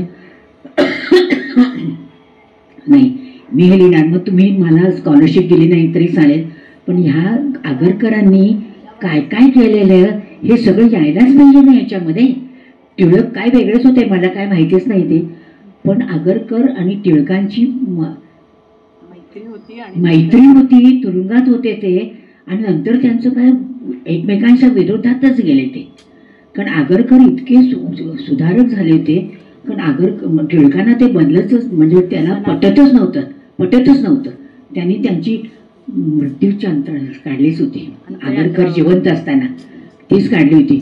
आणि मग ते सगळं लिहिल्यानंतर, हे पुस्तक लिहिल्यानंतर हे सगळं येऊ नये म्हणून ते मी लिहिलंच, मी ते सगळं ते सगळंच लिहिणार, ते सगळं लिहिलंच आहे सगळ्याच्या ह्याच्यामध्ये मी. आणि मग नंतर काय झालं, माझं भाषण झालं होतं एका ठाण्याला. तर ते सगळं सांगितल्यानंतर मी म्हटलं की हे सगळं मला माहीतच होतं, पण आगरकर गेल्यानंतर त्यांनी आपल्या बायकोला सांगितलं होतं विधवा व्हायचं नाही, केस कापायचे नाही, केस करायचे, कसं करायचं, आणि तुझं स्वतःचं काम सुरू ठेव. आणि हे सगळं सांगितल्यानंतर ती बाई, नागपूरची बाई होती, ती आली आणि ती म्हणाली तुमचं सगळं भाषण ऐकलंय, पण तुमच्या यशोदाबाई आगरकरांचा नातू आहे ना, तो नागपूरला आमच्या शेजारीच राहतो. मग त्यांचा पत्ता तिने दिला आणि मी त्यांच्याशी बोलले. तर ते म्हणले तुम्ही मुंबईलाच असता ना. श्रीराम आगरकर. तर माझ्यापेक्षा ते मोठेच होते. तर ते म्हणाले की तुम्हाला इकडे यायचं आहे. तर म्हटलं हो, मला तुमचीच मुलाखत घ्यायची आहे, या ना म्हणाले. मग मी गेले नागपूरला आणि त्यांची मुलाखत घेतली. ते म्हणाले की माझे आजोबा गेले तेव्हा माझा काही जन्मच झालेला नव्हता, म्हणजे लहानच होतं, म्हणजे त्याचे वडीलच होते. मग त्यांचा नातूच होता तो.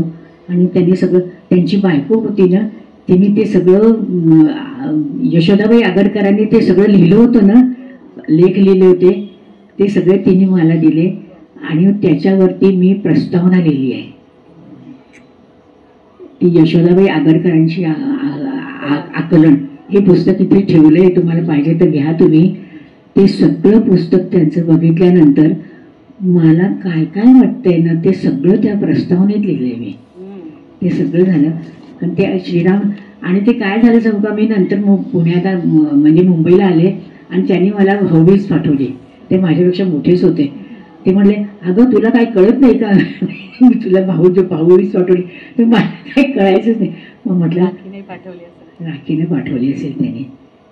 आणि ते त्यांचं काहीतरी आवाज म्हणजे हे झाला होता, आजार झाला होता काहीतरी, ते गेलेच. काय माहिती पुढं काय त्यांचं. पण त्यांच्या मुली सगळं, त्यांना मुलं झालीच नव्हती. श्रीराम आगरकरांना मुलं झालीच नव्हती. त्यांच्या बहिणी होत्या, कुठे कुठे होत्या काय माहिती. काय नंतर मला काय कळलंच नाही, काहीच नाही कळलं. तर तो जो वेगळा प्रयोग केला होता त्याच्याकडे आधी येते आणि मग या पुस्तकाबद्दल सांगते, यशोदाबाईंच्या. तर 19व्या शतकातल्या स्त्री प्रश्नांची चर्चा याच्यामध्ये फक्त वृक्ष समाजशास्त्रीय पुस्तक न लिहिता ललितबंधाचे म्हणजे आठवणीची जोड देत देत प्रतिभाताईंनी ते पुस्तक लिहिलं होतं. म्हणून त्यांना PhD देता नाही आली सुमाताईंना. आणि पण प्रतिभाताईंना माहीत होतं की हे सर्वसामान्य लोकांपर्यंत जर हे मला विचार पोचवायचे असतील, 19व्या शतकातल्या स्त्रियांच्या समस्या काय होत्या, त्या कशामुळे झाल्या होत्या, आणि त्या काळातलं सहजीवन, म्हणजे त्या पुस्तकात इतक्या चांगल्या नोंदी आणि प्रतिभाताईंनी शोध घेतलेला आहे किंवा त्यांना जे सापडलंय की सनातनी विचारांचे टिळक वैयक्तिक आयुष्यामध्ये अतिशय सुधारलेले, म्हणजे संमती वयाचा कायदा करताना मागे पुढे पाहणारे, वय किती असावं त्याच्याविषयी न बोलणारे, आपल्या मुलींची लग्न मात्र 16-18 वर्षानंतर फार उशिरा केलेली. तर न्यायमूर्ती रानड्यांसारखी मंडळी जी बाहेर सुधारक होती आणि घरामध्ये मात्र त्यांना खरं तर विधवेशी विवाह करायचा होता, पण घरच्या मंडळींना ते विरोध करू नाही शकली आणि त्यांना रमाबाईंसारख्या मुलीशी लग्न करावं लागलं. तर असा जो एक आंतरविरोध दिसतो एकूण त्यांच्या, की त्यांना जे म्हणायचं होतं ते वागत नव्हते. हे जे काही संशोधन होतं किंवा आयडेंटिफिकेशन आहे त्यामध्ये, म्हणजे बाकी सगळा इतिहास आणि ते सगळं पुष्कळ जण सांगतील, पण अशा पद्धतीने प्रतिभाताई जेव्हा अभ्यास करतात तेव्हा आपल्याला सुद्धा बुद्धिजीवी माणसाला एक मजा येते की प्रतिभाताई काय बघताय त्याच्यामध्ये. आणि मग तेव्हा त्या म्हणतात की मी जेव्हा आगरकरांचं चरित्र वाचते तेव्हा मला लक्षात येतं की आगरकर आत आणि बाहेर सारखे. आगरकर सुधारकमध्ये सुधारकी विचार लिहितात आणि बायकोला सुद्धा केशवपन करू नको असं सांगतात. तर म्हणून आगरकर मला या सगळ्या सहजीवनांमध्ये आगरकरांचं सहजीवन मला उठून दिसतं असं वाटतं या सगळ्यांमध्ये. तर हे प्रतिभाताईंचं जे आकलन आहे. आणि मग यशोदाबाईंचा शोध त्यांनी त्यानंतर घेतला की यशोदाबाईंचं काय झालं आगरकरांच्या माघारी, हा सगळा त्यांच्या मनाला पडलेला प्रश्न होता. आणि खरं तर संपर्क होत नव्हता आणि ठाण्याच्या भाषणामध्ये त्या बाई भेटल्या आणि छान योग जुळून आला आणि श्रीराम आगरकर भेटले तेव्हा प्रतिभाताईंना कळलं की आगरकरांची उपेक्षा ते असताना झाली आणि त्यांच्या माघारी पण झाली. म्हणजे नागपुरात आगरकरांवरची नाटकं वगैरे यायची पण श्रीराम आगरकरांना कोणी काहीही विचारत नव्हतं त्यांचे नातू असून. आणि प्रतिभाताई खास त्यांना भेटायला मुंबईहून गेल्या, त्याचा श्रीराम आगरकरांना फार आनंद झाला होता की. आणि मग प्रतिभाताईंनी ती सगळी उपेक्षा, यशोदाबाईंच्या आठवणी, त्या सगळ्याचा अभ्यास करून परत त्याचं पुस्तक केलंच. आणि प्रस्तावना जी लिहिली आहे त्या पुस्तकाला, तर त्याच्यामध्ये समग्र आत्मचरित्रांवरती प्रतिभाताईंनी प्रकाश टाकलाय. मराठीत आलेली स्त्रियांची आत्मचरित्र आणि त्याचा पोत कसा बदलत गेला आणि त्याच्याकडे कसं बघायचं त्या आत्मचरित्रांकडे, फार चांगला आलेख प्रतिभाताईंनी त्या पुस्तकात काढलेला आहे. आणि आपण लक्ष्मीबाई टिळकांच्या आत्मचरित्राला मानदंड, स्मृतिचित्राला मानदंड का म्हणतो आणि कशामुळे, त्याच्या मागे परत त्यांनी पुरुषांविषयीचं जे म्हणणं आहे आपलं दुःख मांडताना, तर ते फार सौम्य करून लिहिलेलं आहे. म्हणून आपण त्याला मानदंड म्हणतो का वगैरे असे प्रश्न प्रतिभाताईंना, म्हणजे प्रतिभाताईंच्या मनात एक स्त्रीविषयीचं पाहणं किंवा एकूण प्रतिभाताईंच्या लेखनाचं केंद्र स्त्रीचं जगणं हे होतंच. पण ते फक्त स्त्रियांपुरतं मर्यादित नव्हतं. त्या नेहमी म्हणायच्या की स्त्रिया समजायच्या असतील तर आपल्याला पुरुष सुद्धा समजला पाहिजे, त्या दृष्टीने त्याच्याकडे बघायचंय. आणि मग तो स्त्रीवाद त्याप्रमाणे प्रतिभाताईंनी आपल्या सगळ्या लेखनातून, म्हणजे त्यांच्या कथा असू देत, कादंबऱ्या असू देत, त्यांच्या नेतर वैचारिक लेखनातून असू देत, तो नेहमी त्यांचा एक राहिलेला आहे विषय की हे सगळं मिळून होणार आहे. म्हणजे कुणी एकट्याने काही वेगळं व्हायचंय किंवा एकमेकांवर कुरघोडी करायची आहे किंवा डॉमिनंट व्हायचंय असा प्रश्न तो नसायला पाहिजे. आणि लोकहितवादींचं सुद्धा म्हणणं होतं की जेव्हा स्त्रीला शिकवलं पुरुषांनी तेव्हा स्त्री शिकल्यावर प्रश्न विचारेल हे ठाऊक आहे, पण मग तेव्हा पुरुषांनी कसं बघायचं हे शिक्षण पुरुषांना कोणी द्यायचं, हा मुद्दा पण होता. तर हे सगळे विषय त्या संशोधनातून बाहेर आलेले आहेत. त्यामुळे आपल्याला ते फार नीटपणे वाचायला हवं. ते अभ्यासकांनी तर वाचलेलंच आहे, अजूनही ती पुस्तकं संदर्भ ग्रंथ म्हणून सगळे अभ्यास करणारी मंडळी वाचतातच. पण आपल्यासारख्या खूप अभ्यास न करणाऱ्यांना सुद्धा त्यात मजा येते, कारण त्याला ललित लेखनाचा एक अंग त्याच्यामध्ये मिसळलंय प्रतिभाताईंनी. त्यामुळे कंटाळवाणं नाही वाटत आणि आवडतं आपल्याला ते वाचन करायला ती पुस्तकं. आता मी प्रतिभाताईंच्या चरित्र लेखनाकडे येते संशोधकीय कामाकडून. कारण चरित्र, फार सुंदर चरित्र प्रतिभाताईंनी लिहिली. 6-7 चरित्र जवळजवळ प्रतिभाताईंनी लिहिली आहेत. त्याच्यामध्ये दुर्गाबाईंवरचं चरित्र आहे, झाशीच्या राणीचं आहे, आपले वडील गणेश रंगो भिडे यांच्यावरचं आहे, काझी नजरुल इस्लाम, फैज अहमद फैज, अमीर खुसरो, इतकी चरित्र वेगवेगळी, विषय सुद्धा वेगळे. आणि प्रतिभाताईंच्या चरित्रलेखनाचं विशेष म्हणजे प्रतिभाताई नुसतं चरित्र लिहित नाहीत, तर त्यानंतर शेवटी एक व्यक्तिवेध नावाचं एक प्रकरण त्या करतात आणि त्यांचं त्याविषयीचं आकलन, त्या व्यक्तिमत्वाचं आणि त्यांचं काय म्हणणं आहे आणि त्या कसं बघतात इतिहासाच्या सगळ्या काळाच्या सगळ्या टप्प्यावर आणि आधुनिक काळाशी त्या सगळ्याचा संपर्क जोडताना ती व्यक्ती मला कशी दिसते.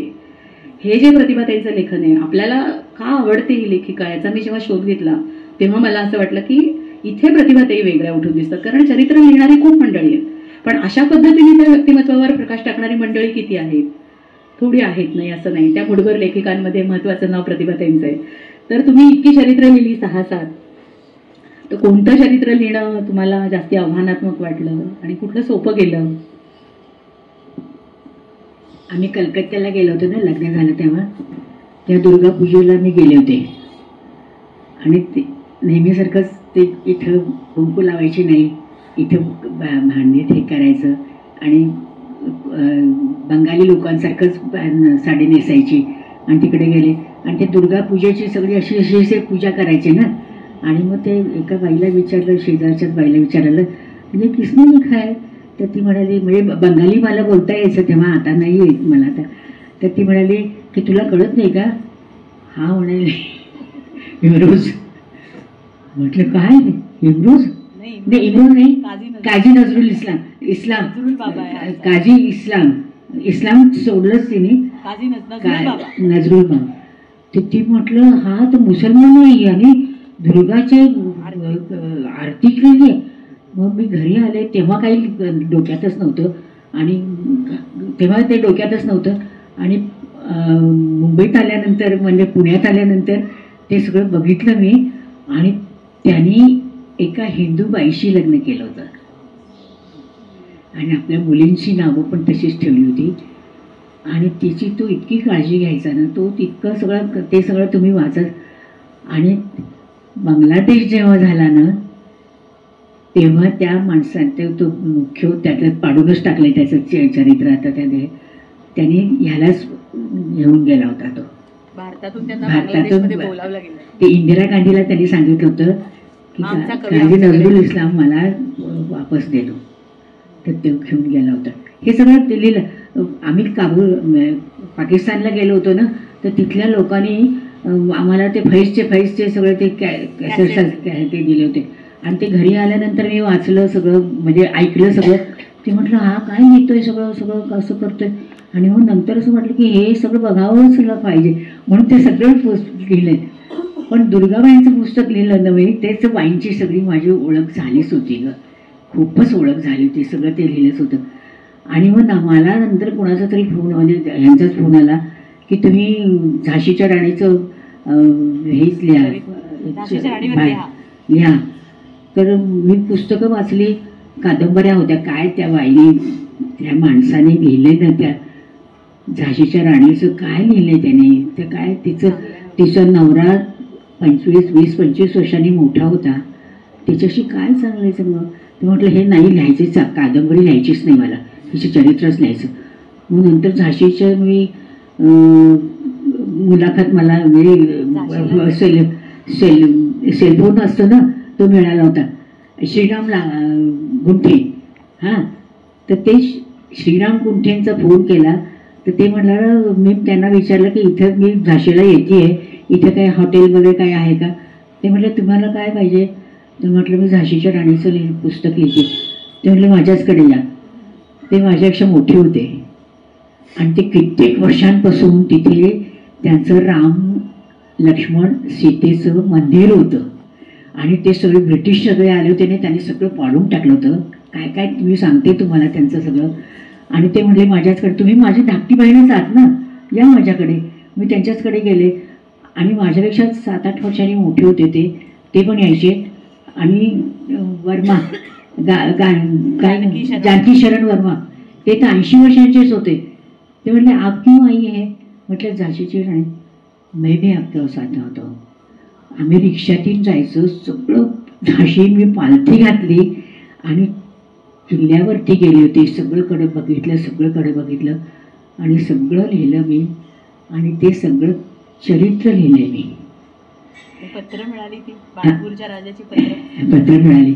हां, तर तो वर्मा होता ना, जानकी शरण वर्मा, तो म्हणाला की आपको क्या. ते त्यांना बाईसाहेबच म्हणायचे, झाशीच्या राणीला बाईसाहेबच म्हणायचे. म्हटलं तर नको. ते म्हणाले की मी जाके देतं. तर झाशीच्या शेवटी गाव होतं ना, काय ग ते गाव होतं ना, बाणपूर. तर तिथे गेले ते. तर तो राजा होता ना, तर त्यांनी सांगितलं की जानकी शरण वर्माने क्रांतिकारकांचं म्हणजे भागच घेतला होता. तर त्यांनी त्याचं सांगितलं की हे बघा. तर तो म्हणाला मी ह्याचे फोटो काढून घेऊ बघ. ते घे ना. ते फोटो काढून घेतले त्याने आणि ते झाशीला आले, मला दिले. आणि त्या पुस्तकात मी छापलेत ते. कारण त्यांनी सांगितलं होतं, झाशीच्या राणीने त्यांना सांगितलं होतं की तुम्ही आपल्याला मिळायचं आहे आणि आपण दोघांनी मिळून इंग्रजांच्या विरोधात युद्ध करायचं आहे. हे सगळं त्या पुस्तकात लिहिलंय मी. त्याची पुस्तकं सगळी त्यांनी ते हे फोटो पाठवले ते ना, ते सगळं त्याच्यात दिलंय सगळं मी काय सांगते. आणि शेवटी माझी मुलाखत घेतली होती. तो कोण का नाडकर्णी आनंद नाडकर्णी मुंबईला असतानाच. आणि त्यांनी माझी पुस्तकं प्रसिद्ध झालं होतं ना, त्यांनीच माझी मुलाखत घेतली होती, खूपच चाललं. तर ते म्हणले आता तुम्हाला काय वाटतंय? तर मला असं वाटलं की झाशीची राणी माझी मुलगीच आहे, मी तिला जवळ घेईन. ती काय ती केली होती, ती सगळं सांगते तुम्हाला. सगळं झालं होतं, ब्रिटिश आले होते, त्याने तिला सांगितलं की तू गावातून इकडेच ये, सैन्यामध्येच ये, किल्ल्यावरतीच ये. ती सगळी आली, तिने सगळं काय काय केलं, सगळं पळून गेली होती, हे केलं होतं, सगळं झालं. ते माधव कोण का तो माणूस, कशाचं त्यांनी ते लिहिलं होतं, पुस्तक लिहिलं होतं, गोडसे. हां, त्यांनीच ते पुस्तक लिहिलं होतं, सगळं बघितलं सगळं त्यांनी. आणि ते सगळं बघितलं, सगळं गेलं. आणि ती बालेरला गेली होती झाशीची राणी, तिथे पण गेले होते. आणि तिथं तिचं जे मृत्यू झाला होता. आणि तिने सांगितलं, तिला गोळीत मारलं. आणि ती विधवा झालेली नव्हती, केसच होती, केसच ठेवले होते सगळे तिने. आणि ती टोपी घालायची, बायकांचं म्हणजे पुरुषांसारखं कपडे घालायची, घोड्यावरनं जायची, हे करायची, पडली होती काहीतरी खाली. आणि तिनेच एका सैन्य म्हणजे सैन्य नव्हतंच, तो बाकीचे लोक परत निघून गेले. आणखी ते होता ना, काय करतो साधू असताना, त्यांनी तिला बघितलं आणि तिने तिला घेऊन गेलं आणि त्याचं प्रसन्न केलं. आणि हे सगळं मी बघितलंय. ग्वाल्हेरला गेल्यानंतर त्याच्या शेजारी, आता ते ग्वाल्हेर सगळं एकत्रच झालंय, त्याच्या शेजारीच गेले होते ना, तिथे सगळं बघितलंय. आणि मी सांगते, आनंद नाडकर्णीने माझी मुलाखत घेतली होती. तर ते म्हटलं तुम्हाला असं काय वाटतं? म्हटलं मला असं वाटतं की झाशीची राणी माझी मुलगीच आहे, मी तिला जवळ घेईन. आणि शेवटच्या प्रकरणात मी काय लिहिलंय सांगू तुम्हाला. ते म्हणाले की हे सगळं वाचून दाखवतो मी. त्याने वाचूनच दाखवले सगळं. त्यातलं एक वाक्य सांगते. खरंच प्रतिभाताईंनी जे लिहिलंय झाशीच्या राणीवरती, म्हणजे अप्रतिम चरित्र आहे. आपण सगळ्यांनी ते वाचलंच पाहिजे. कारण प्रतिभाताई दोन महत्वाचे विचार त्या चरित्रात मांडतात झाशीच्या राणीकडे बघताना. एक म्हणजे झाशीच्या राणीकडे, झाशीच्या राणीमध्ये झाशीच्या मी गेले होते ना, किती फोटो काढलेत मी. पण तेव्हा ते काय माझा कॅमेराच असायचा ना, किती खाली उतरून जायची, काय करायची, किती फोटो काढलेत मी. तिथल्या बरेच सगळे फोटो तिथे आलेले आहेत, माझ्या पुस्तकामध्ये ते फोटो आलेच आहेत, तिथे गेलेले.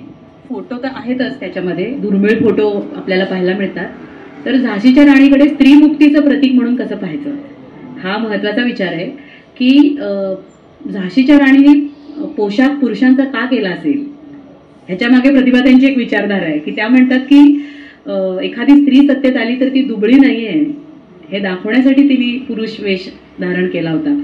तर आपण फक्त पुरुषांसारखं दिसायचं म्हणून आपण पुरुषी कपडे घालणाऱ्या बायका आजच्या काळातल्या. आणि झाशीच्या राणीचं उद्दिष्ट किती वेगळं होतं. आणखी बरेच मुद्दे त्यामध्ये आहेत, ते पुस्तकातून वाचायला हरकत नाही सगळ्यांनी. आणि दुसरा एक महत्वाचा विचार, मृत्यूविषयक प्रतिभाताई आता सांगत होत्या की झाशीच्या राणीच्या मृत्यूला किंवा एकूण झाशीच्या चरित्राला महाकाव्याची लय आहे, असं प्रतिभाताईंनी एक चिंतन आणलंय. आता महाकाव्य कशाला म्हणायचं, तर ज्या चरित्रामध्ये किंवा ज्या कुठल्या विषयामध्ये अनपेक्षित वळणं येतात. आपण महाभारत किंवा रामायणाला का म्हणतो महाकाव्य, तर अनेक व्यक्तिरेखा, जगभरातल्या बहुतेक सर्व विषयांना स्पर्श होणारी नाट्यमय प्रसंग आणि येणारी अनपेक्षित वळणं. 1857चं जे बंड होतं त्यामध्ये हे सगळं आहे. पण त्याकडे कुणी कसं नाही बघितलं आणि त्याच्यावर महाकाव्य का नाही लिहिलं गेलं. तर तिच्या मृत्यूला महाकाव्याची लय आहे. ते इतकं सुंदर प्रतिभाताईंनी लिहिलंय की तो मृत्यू कसा दिसतो आपल्याला. आता मला सगळं ते पाठ नाही येत वाक्य, मी प्रतिभाताईंची मुलाखत घेतली तेव्हा ते प्रतिभाताईंच्या तोंडी घातलंय. मूळ पुस्तकात झाशीच्या राणीच्या चरित्राच्या ते आहे.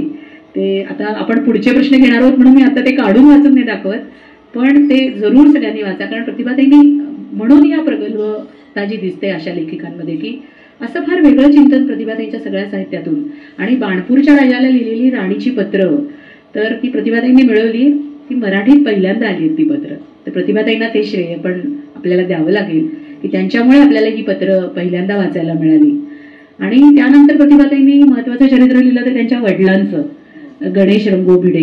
व्यावहारिक ज्ञानकोश त्यांनी म्हणजे 1937-40च्या आसपास, किती तो काळ जुना. आणि आता आपल्याला कोश हा शब्द फार आपण सहज वापरतो किंवा डिक्शनरी.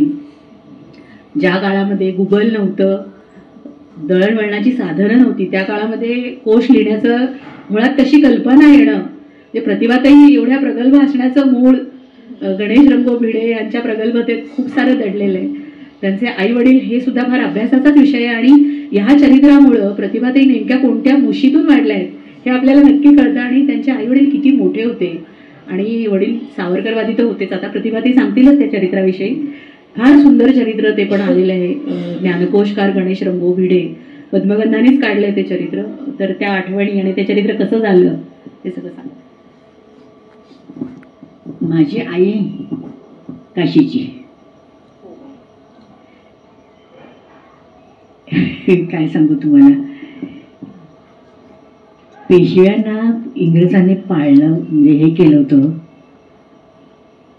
तेव्हा भट घराणं काही लोक तर ते कानपूरच्या शेजारीच बिठूर गावाला पेशवे गेलेच होते. पण काही लोक भट घराणं होतं ना, पेशव्यांशी जोडखं आलेलं भट घराणं होतं ना, ते काशीला गेलं. ते माझी आई काशीचीच होती, कारण तिला माहित होतं की हा पूर्वीपासूनच ती आली होती. म्हणजे ती गंगेला जायची, आंघोळ करायची, मला म्हणायची.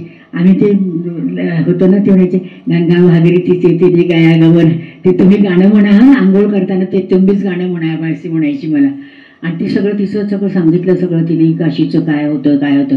आणि तिचं त्यांचं सगळं तिच्या मामानी घाट बांधला होता आणि तिथं एक मोठा बंगला होता त्यांचा खूप पूर्वीपासूनचं. माझी आई काशीचीच होती, सगळं आई माझी काशीचीच होती. आणि नंतर काय झालं ते सगळं नंतर सांगते तुम्हाला. आणि नंतर काय झालं, माझे आप्पा त्यांचा जन्म 1908 की 9 साली झाला होता. सातारच्या जवळचं, म्हणजे सांगलीच्या जवळच्याच एक कुठल्या तरी एका गावामध्ये, आष्टे गावामध्ये. आणि तर त्यांचे वडील होते ते शिक्षकच होते. त्यांची वारकरी, ते नंतर वारकरी झाले, पण नंतर त्यांची शेती होती, त्यांनी ती आपल्या दुसऱ्या एका ह्याला देऊन टाकली. आणि आपल्या मुलाला सांगितलं की तू सांगलीला जा आणि तिथे मोठा शिक. पण त्यांची 4थी झाली होती ना, ते शाळेतच ते सांगलीला आले, मामाकडे आले. ते त्यांच्या आईजीने सांगितलं होतं त्यांना. आणि ते सांगलीला आले, मामाकडे गेले, 2-4 दिवस ठेवून घेतलं. आणि त्यांच्या बायकोने सांगितलं तू घरातून निघूनच जा, इथं काय खाऊन करतोस का. मग ते माझे आप्पानं घरोघरी भीक मागायचे, द्या मला. कोणाच्या घरी तरी काम करायचे, काय करायचे, खायचे प्यायचे. आणि ते मॅट्रिक झाले. आणि ते मॅट्रिक झाल्यानंतर तेव्हा त्या काळामध्ये काही नोकरी ते मिळतच नव्हती, म्हणून ते कोल्हापूरला आले.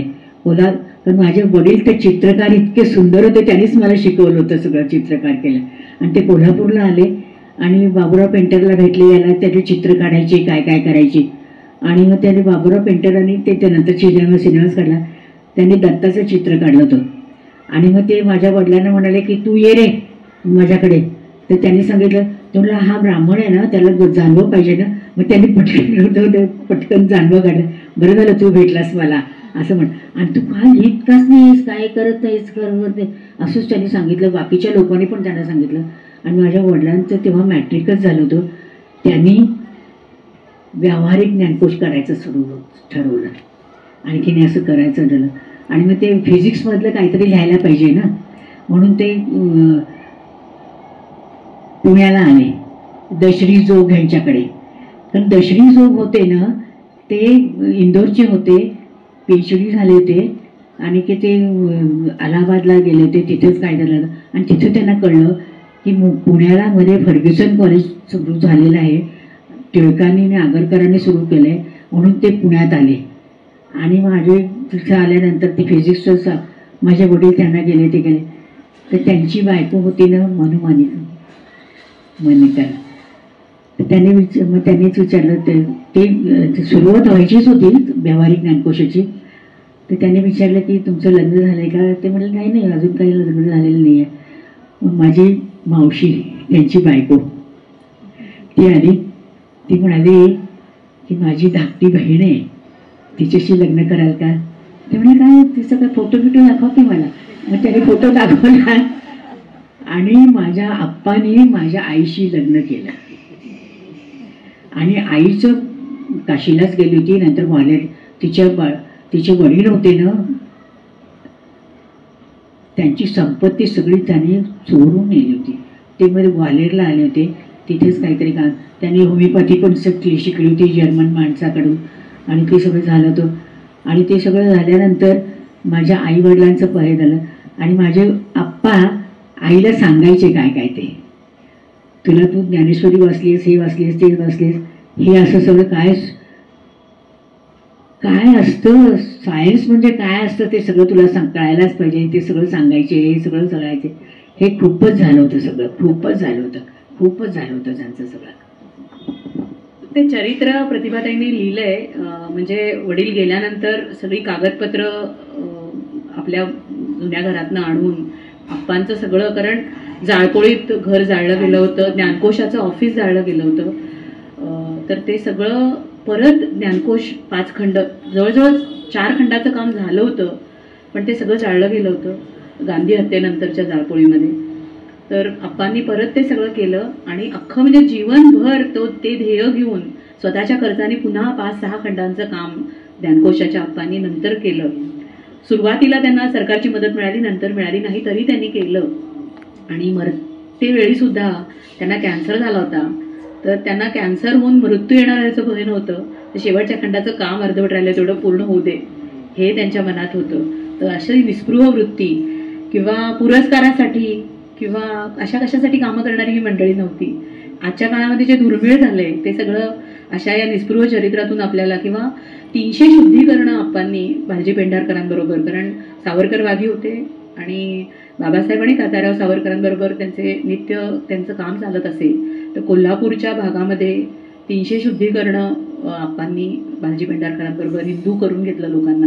मग काही माणसं ख्रिस्ती होती, काही मुस्लिम होती, ज्यांना परत यायचंय त्यांना परत आणायचे ते, आणि सावरकरांनीच ते घालून दिला होता तो सगळा मार्ग आणि त्यावर ते चाललेले आहेत. पुढे जाते कारण आपल्याकडे वेळ कमी आहे. माझे वडील सावरकर बरोबर असले ना, तरी सुद्धा मी लहान असताना आमचे केस खूप लांब असायचे, खूपच मी लहान होते तेव्हा, तर उभं व्हायच्या. तर आई मला रॉकेल लावायची, हे करायची काय तर वडील म्हणाले हिचे केसच काप. एवढे केस कापले माझे आणि त्या पिना लावल्या. आणि मग ते म्हणाले आम्ही खेळायचंच ना, कोल्हापूरमध्ये असताना खेळायचं, हे करायचं, खाली पडलं की ते काही इथेच लागायचं. ते म्हटले बांगड्या घालायच्या नाहीत आणि कुंकू लावायचं नाही अजिबात. म्हणजे माझे वडील असून सुद्धा सावरकरवादी सगळे नव्हतेच. म्हणजे ते सगळे ते स्वातंत्र्य हिंदुत्ववादी होते, आधुनिकच होते. मला त्याने सांगितलं केस कापायचे नाहीत, कुंकू लावायचं नाही.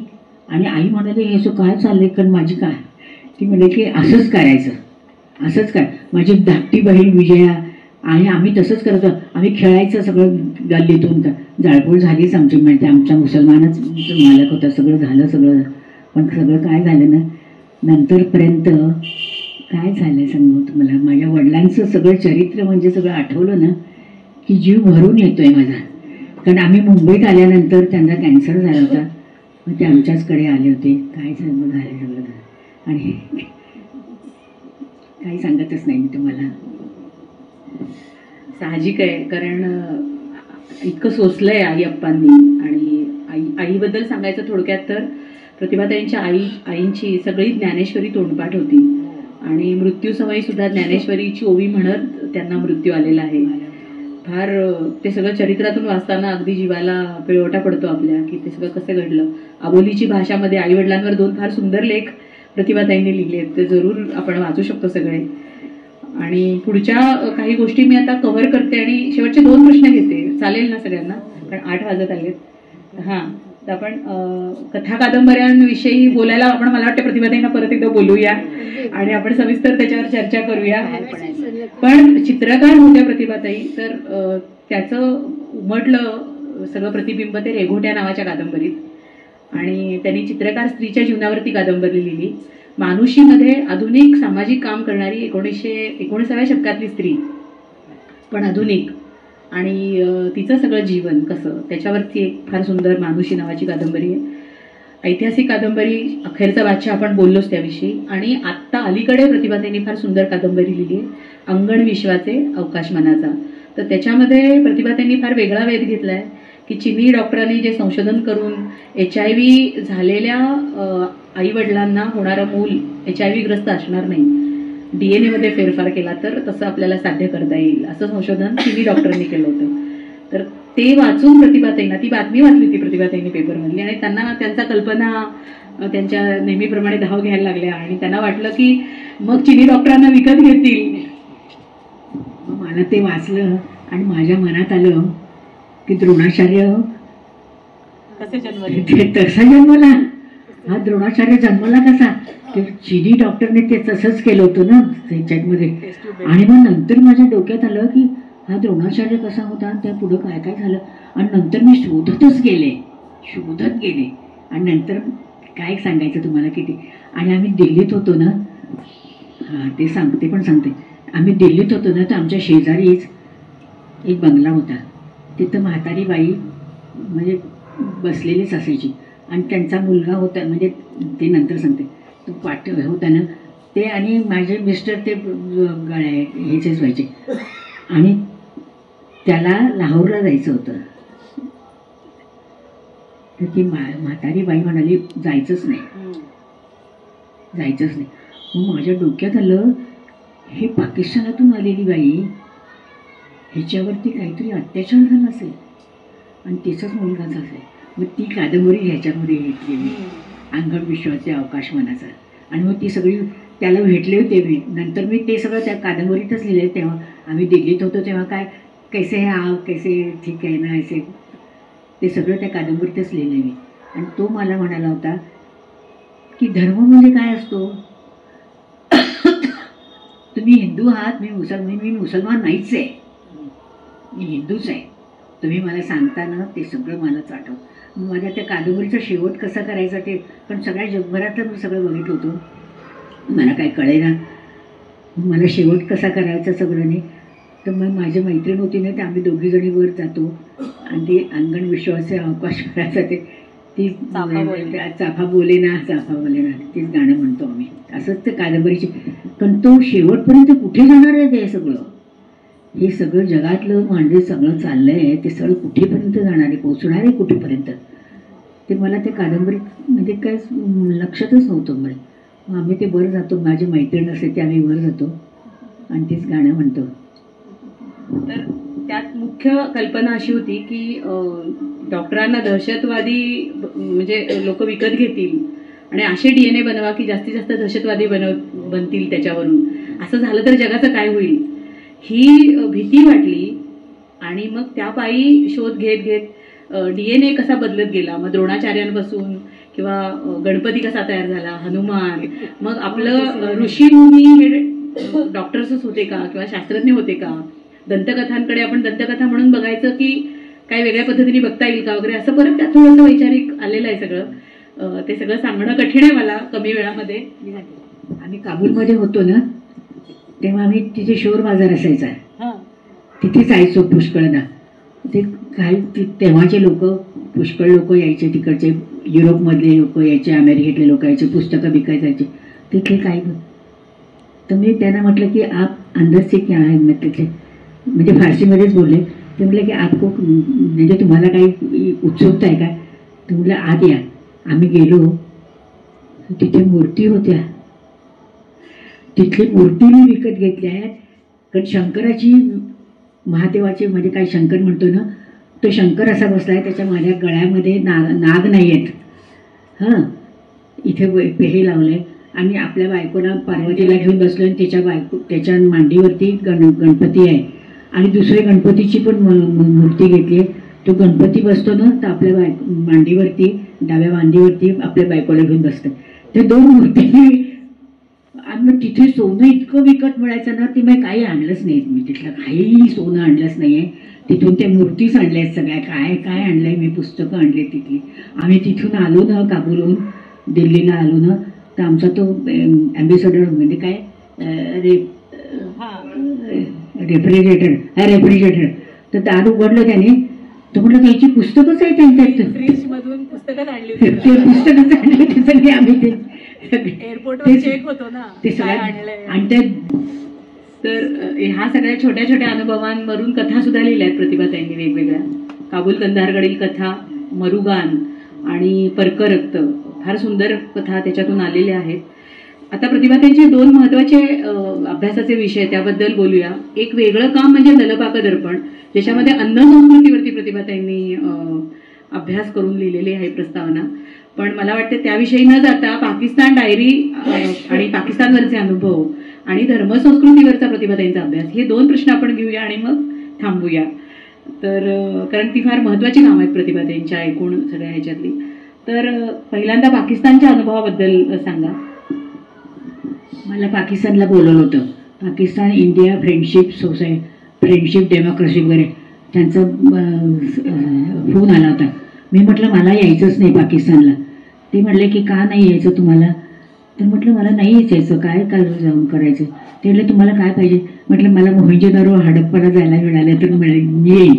तर त्यांनी मला परवानगी काढून दिली. हां, आम्ही 4-5 लोकच गेलो होतो तिथे. आम्ही पुष्कळ लोक गेलो होतो, 25-30 म्हणजे काय हजारो, म्हणजे हजारो नाही, 100-125 लोक आम्ही गेलो होतो. तर आमचे फक्त 4-5च लोक होतो आमच्याकडे. तर आम्ही गेलो तिकडे. मग आम्ही लाहोरला गेलो. ते सगळं लिहिलेच, पुस्तकात लिहिलंच आहे ते. तिथून तिकडे गेलो. पाकिस्तान डायरी ते पुस्तकातच लिहिलं आहे मी सगळं. कराचीला गेलो. तिथं तिथल्या बायकांना भेटलो. तिथल्या एका हॉटेलमध्ये आम्ही राहिलो होतो. तर तिथली बाई, तिथल्या संडास असतो ना, तिथली एक बाई म्हणाली की तुम्ही थांबा इथे, मला तुमच्याशी बोलायचं आहे. म्हटलं काय. ती म्हणली मी हिंदू, म्हणजे ती म्हणाली मी हिंदू आहे पण आमचं जात नाही आहे, आमचं एक ब्राह्मण वगैरे काही जात नाही. कारण ह्या मुसलमानांनी आम्हालाच ठेवून घेतलं. कारण आम्हाला सगळ्यांना हिंदुस्थानातच जायचं होतं. आम्हालाच ठेवून घेतलं. कारण आमचं सगळं घरात, इथलं सगळं हॉटेलमधलं काय, रस्त्याचं काय, घरातलं काय, आम्हाला सगळे केर काढायचे, हे करायचे, संडास बाथरूम सगळं दुरुस्त करायचं. म्हटलं इन्हीं लफ्जों में लिखो तभी तो आपको बता रहा हूँ ना, इन्हीं लफ्जों में लिखिएगा, हमको वापस नहीं जाते. हिंदुस्थान, तिथे हिंदू लोक इतके, म्हणजे बाकीच्या सगळ्या लोकांना सगळं त्यांनी पाठवलंच आहे. तुम्हाला सगळं माहितीच आहे. पाकिस्तान फाळणी ते फाळणी, पाकिस्तान अस्मितेच्या शोधात पाकिस्तान, ते सगळं पुस्तकात सगळं लिहिलंच आहे मी. भयानक आहे, भयानक आहे सगळं. आम्ही दिल्लीत होतो तेव्हा तिचं आमच्या शेजारी सायलेली बाई तिला भेटलीच होती ना, तिला सगळं माहितीच आहे की सगळं. पाकिस्तानमधले अनुभव पाकिस्तान डायरीमध्ये पण आहेत आणि पाकिस्तानच्या फाळणीचा सगळा इतिहास 2 पुस्तकांमध्ये समग्र आलेला. म्हणजे आधी पहिलं मूळ फाळणी आपली भारत पाकिस्तान आणि मग पाकिस्तान आणि बांगलादेशची झालेली फाळणी. त्यामुळे प्रतिभाताईंनी हे चिंतन इतकं समग्रपणे मांडलेलं आहे की पाकिस्तानला राष्ट्र म्हणून उभं राहता का नाही आलं. आणि आपण जर अफगाणिस्तानपासून प्रतिभाताईंच्या पुस्तकांचा सगळा अभ्यास केला तर लक्षात येतं की प्रत्येक वेळेस प्रतिभाताईंनी धर्म नावाची गोष्ट इथे कुठे काही काम करते का, असा एक थॉट सगळीकडे लावलेला आहे त्यांच्या सगळ्या पुस्तकांमध्ये. आणि त्यामुळेच मला वाटतंय की नंतरच्या काळात जेव्हा हा पाकिस्तानचा अभ्यास झाला, 2003 साली पाकिस्तानला जाऊन आल्यावर 3 पुस्तकं प्रतिभाताईंची झालीच ती सविस्तर अभ्यासानंतर.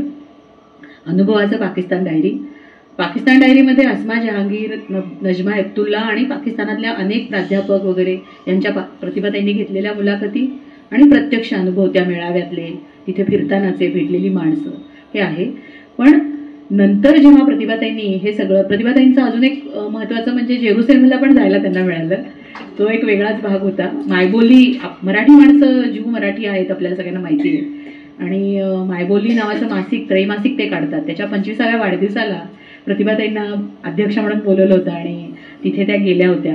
तर असा या निमित्ताने प्रतिभाताईंचा विविध धर्माशी, इस्लामचा अभ्यास केला म्हणून इस्लामशी, हिंदू तर आपण आहोत म्हणून, आणि ज्यू, असा सगळ्या वेगवेगळ्या. आणि लंडनला सुद्धा प्रतिभाताई महात्मा फुल्यांच्या वरती जेव्हा संशोधकीय काम केलं तेव्हा गेल्या होत्या. तर सर्व धर्मांचा त्यांचा अभ्यास झाला. प्रतिभाताईंनी कुराण वाचलंय, बायबल वाचलंय आणि हिंदू धर्मातलं तर सगळं त्यांनी साहित्य वाचलेलंच आहे, संत साहित्य वाचलंय. तर त्यांचं नंतर पुस्तक आलं अनुबंध धर्म संस्कृतीचे, त्याला लागलेली राजकीय आणि अर्थसत्तेची धग, असं त्यांचं ते पुस्तक आहे. तर धर्म आणि संस्कृतीचं नातं शोधावं हे कधी कसं वाटलं आणि काय घडलं होतं, हा शेवटचा प्रश्न आपण घेऊया प्रतिभाताईंचा. आम्ही काबूलला होतो ना, तेव्हा वेगवेगळ्या देशातले आम्ही सगळे बसत होतो. म्हणजे ते तराकी यायच्या आधीच लोक, आणि ते सगळे बसत होतो. आता तिथला इंडोनेशियामधला एक माणूस आला होता आणि त्याचं नाव होतं इंद्र मोहम्मद. आणि मी बघायलाच लागलो हे काय चाललं याचं. आणि मग नंतर ते सगळं झाल्यानंतर त्यांना विचारलं, इंद्र तू म्हणजे आमचाच देश आहे, आमचाच देव आहे, तुझं नाव कसं? तू म्हणाल काय ते काही माझं नाही, माझं ते तसंच नाव आहे रे. पण म्हणाला आम्ही रामायण महाभारत हे आमची सगळं नाटकं असतात ना, ते म्हणजे नृत्य असतात ना, ते सगळे करतो. आणि मग ती सगळं इंडोनेशिया आम्ही सगळं बघितलं. आणि तिथल्या इंडोनेशियामध्ये त्यांची जी हे काय तिथं झालं तिथून वगैरे काय ग ते नोटा असतात ना, नोटा, त्याच्यावरती कृष्णाचं त्याच्या गणेशाचंच मंदिर आहे, चित्र आहे गणेशाचंच मंदिर आहे, त्याचंच चित्र आहे गणेशाचंच. आणि की तिथून गेलं ना खाली तर तिथे कृष्ण अर्जुनाला रथावर बसून गीता सांगतोय. हा मोठा केवढा मोठा त्याचा हे आहे, मूर्ती आहे त्याची. हे सगळं बघितलं मी आणि मग लिहायचंच असं ठरवलं. पाकिस्तानामध्ये तर आम्ही सगळं बघितलंच होतं, सगळं भारतामध्ये तर सगळं आपल्याला माहितीच होतं, आणि मग ते सगळं अनुबंध धर्मसंस्कृतीचे धर्मकारण समाजकारण झोळ ह्याला कशी लागते हेच पुस्तक लिहिलंय मी त्याच्यावरती. बेसिकली त्या इंद्र मोहम्मदनी म्हटलं होतं की Ramayana is our culture, Ramayana Mahabharata is our culture आणि इस्लाम इज अवर रिलिजन. तर हे जे होतं, मग काय कल्चर आणि रिलिजनचं काय संबंध आहे. आणि प्रतिभाताई जेव्हा जेव्हा मुलाखती वगैरे घ्यायच्या तर गोव्यातल्या मुस्लिम बायकांना बघायच्या तर त्या मुलाखत घेता घेता बकोळीचा हार करून ह्यांच्या हातात द्यायच्या. आता इस्लाम लोक कुठे बकोळी म्हणजे फुलं कुठे घालतात डोक्यात, ह्या विचारायच्या. तर त्या म्हणाल्या की ही आमची संस्कृती आहे ना. पण मग ते असं प्रतिभाताईंना कळत गेलं की धर्म बदलला तरी संस्कृतीशी माणूस जोडला गेलेला आहे, आणि तो सगळा शोध होता. आणि प्रतिभाताई 2003 सालीच त्यांना अशी एक चांगली संधी आली होती मुंबईमध्ये. भाईंदरमध्ये एक मेळावा झाला होता, अधिवेशनच म्हणूया आपण त्याला. जगातल्या 50 देशातली 200 माणसं तिथे आली होती, ज्याच्यामध्ये जागतिक पुरातन परंपरा आणि संस्कृती ह्याच्यावरती सगळी ती चर्चा होणार होती. आणि प्रतिभाताईंना ऑब्झर्व्हर म्हणून, निरीक्षक म्हणून तिथे उपस्थित राहता आलं होतं. आणि त्या सगळ्या नोट्स प्रतिभाताईंनी घेतल्या होत्या. मग तो सगळा बेस की आफ्रिकेतली माणसं, आशियातली इतर माणसं, अफगाणिस्तानातली, आपल्याकडची सगळ्यांनी काय भोगलंय, आपली संस्कृती म्हणजे गुलाम जे बनवलं गेलं आफ्रिकन लोकांना आणि काय झालं. मग तिथे काही बायका भेटल्या, त्यांनी लिहिलेल्या कविता, what do I call myself वगैरे. डोरोथी ग्रे नावाची बाई भेटली प्रतिभाताईंना. तर हे सगळं बघितल्यावर प्रतिभाताईंना फार राहवलं नाही आणि मग त्यांनी सगळा तो शोध घेतला की जगभरात कसे दिसतात हे अनुबंध. मग येशू ख्रिस्ताचा जन्म म्हणजे तो तर इकडचा आपल्या बरोबर पॅलेस्टाईनचा, आणि मग आपण 25 डिसेंबरला साजरी करतो आणि ती सगळी बर्फाची तिथून जाणारी गाडी वगैरे, हे सगळं काय, हे सगळ्याचा शोध घेतला प्रतिभाताईंनी की हे कसं घडत गेलं. की मग जगभरामध्ये पहिल्यांदा सूर्यालाच देव मानायचे सगळ्या संस्कृतीमध्ये, संस्कृतीपासून सगळ्या गोष्टी सारख्या होत्या आणि नंतर कशा बदलत गेल्या आणि धर्मामुळे परत काय बदल झाले. आणि मग विविध ठिकाणी वेदांचा अभ्यास कसा केला गेला वगैरे सगळं. 5 देशांच्या सांस्कृतिक, राजकीय आणि सामाजिक इतिहासाचा अभ्यास करून ती प्रकरणं 5 त्याच्यामध्ये लिहिलेली आहेत त्या पुस्तकामध्ये. असं सुंदर पुस्तक ते आलेलं आहे. तर असा प्रतिभाताईंचा प्रवास चालू आहे. प्रतिभाताई आता म्हणतात की मी लिहित नाही, तरी प्रतिभाताईंची नवी पुस्तकं येत आहेत. तर महात्मा फुल्यांवरचं पुस्तक इंग्लिशमध्ये त्यांनी केलं होतं जेव्हा त्यांचं संशोधन झालं. तर अलीकडच्या काळात त्याचं मराठीत आलं, महात्मा फुले 19व्या शतकाचा अवकाश. त्यामुळेच ते लेखन वृक्ष नसतं आणि खूप भावनेच्या आहारी गेलेलं पण नसतं, आणि एक आपल्याला नेमकं भान देणारं आणि न दिसणारी बाजू दाखवणारं असं सगळं ते लेखन आहे. म्हणून या लेखनाचं खूप महत्त्व आहे. आणि पुस्तकं चालूच आहेत. आणि मला हे सगळं का माहिती आहे तर तुम्हाला सांगायला आवडेल की मी मागच्या वर्षी माझं नोव्हेंबरमध्ये पैस प्रतिभेचं आहे प्रतिभाताईंवरच्या गप्पांवरचं पुस्तक. प्रतिभाताईंना मी भेटले जेव्हा अभिवाचनाच्या निमित्ताने, तेव्हा मी त्यांची सगळी पुस्तकं मिळवली आणि वाचली आणि भारावून जाऊन मी तो सगळा अभ्यास केला. मी प्रेमातच पडले. आणि आपण सगळेच एक पुस्तक वाचलं तरी प्रेमात पडतो, आणि मी 35 पुस्तकं सगळी वाचल्यावर माझं काय झालं असेल ते तुम्ही अगदी जाणूच शकता. आणि माझे रोजच फोन व्हायचे. मग मला प्रतिभाताई म्हणाल्या की मी बाईंवरती पुस्तक लिहिलं, दुर्गाबाईंवरती, तशाच पद्धतीचं तू काहीतरी कर. म्हणून मग तो प्रयत्न मी केलाय. प्रतिभाताईंनी समसमा संयोग साधत दुर्गाबाईंशी गप्पा मारल्यात. मी गुरु शिष्य संवाद या नात्याने त्या गप्पा मारल्यात असं नक्की म्हणेन. तर ते पुस्तक माझं झालं आणि मला प्रतिभाताई पुष्कळ उलगडल्या, पुष्कळ उलगडायच्या राहिल्या आहेत. पण दुर्गाबाई काय किंवा प्रतिभाताई काय ह्या आपल्याला काय सांगतात, तर आपल्या आयुष्यात शेवटच्या क्षणापर्यंत आपलं कुतूहल जागं ठेवायचं, हे शिकायचं. आपण ऐकलं असेल की मला उत्सुकता होती, आत काय आहे, मागे काय ठेवलंय, पुढे काय ठेवलंय. जनरली आपण काहीतरी असेल म्हणून सोडून देतो. ते सोडून न दिल्यामुळे अतिशय वेगळ्या गोष्टी प्रतिभाताई आपल्या जोडीत टाकू शकल्या. आणि ललित साहित्यावरती मी आज बोलले नाही प्रतिभाताईंच्या, पण अतिशय सुंदर ललित साहित्य, त्यामध्ये व्यामिश्रता नाही आहे, पण फार सुंदर काव्यात्म भाषा. आणि तो सगळा अनुबंध किंवा ते सगळं प्रतिभाताईंना आईकडून मिळालं होतं आणि वडिलांकडून ही सगळी वैचारिक दृष्टी आणि कलांचं, कारण ते फोटोग्राफर होते आणि उत्तम चित्रकार होते. तर असा सगळा उत्तम मिलाफ प्रतिभाताईंच्या व्यक्तिमत्वात असल्यामुळे आपण नेहमी त्यांच्या प्रेमात असतो आणि प्रेमात राहणारच आहोत. तर प्रतिभाताई तुमच्या हातून पुढे सुद्धा लेखन हो असं मी सांगते नक्की. आणि आता प्रतिभाताई 88 वर्षाच्या आहेत, त्यामुळे जीवे शरदा शतम आणि आणखी चांगली पुस्तकं तुमच्याकडून आम्हाला वाचायला मिळवतं अशा शुभेच्छा देते. आणि तुम्हाला शेवटी काही सांगायचं आहे? काय सांगणार मी आता? काहीच नाही, आता काय सांगण्यासारखं काहीच नाही आहे. सगळं जग बदलत चाललंय. पाकिस्तान काय बदलत चाललंय.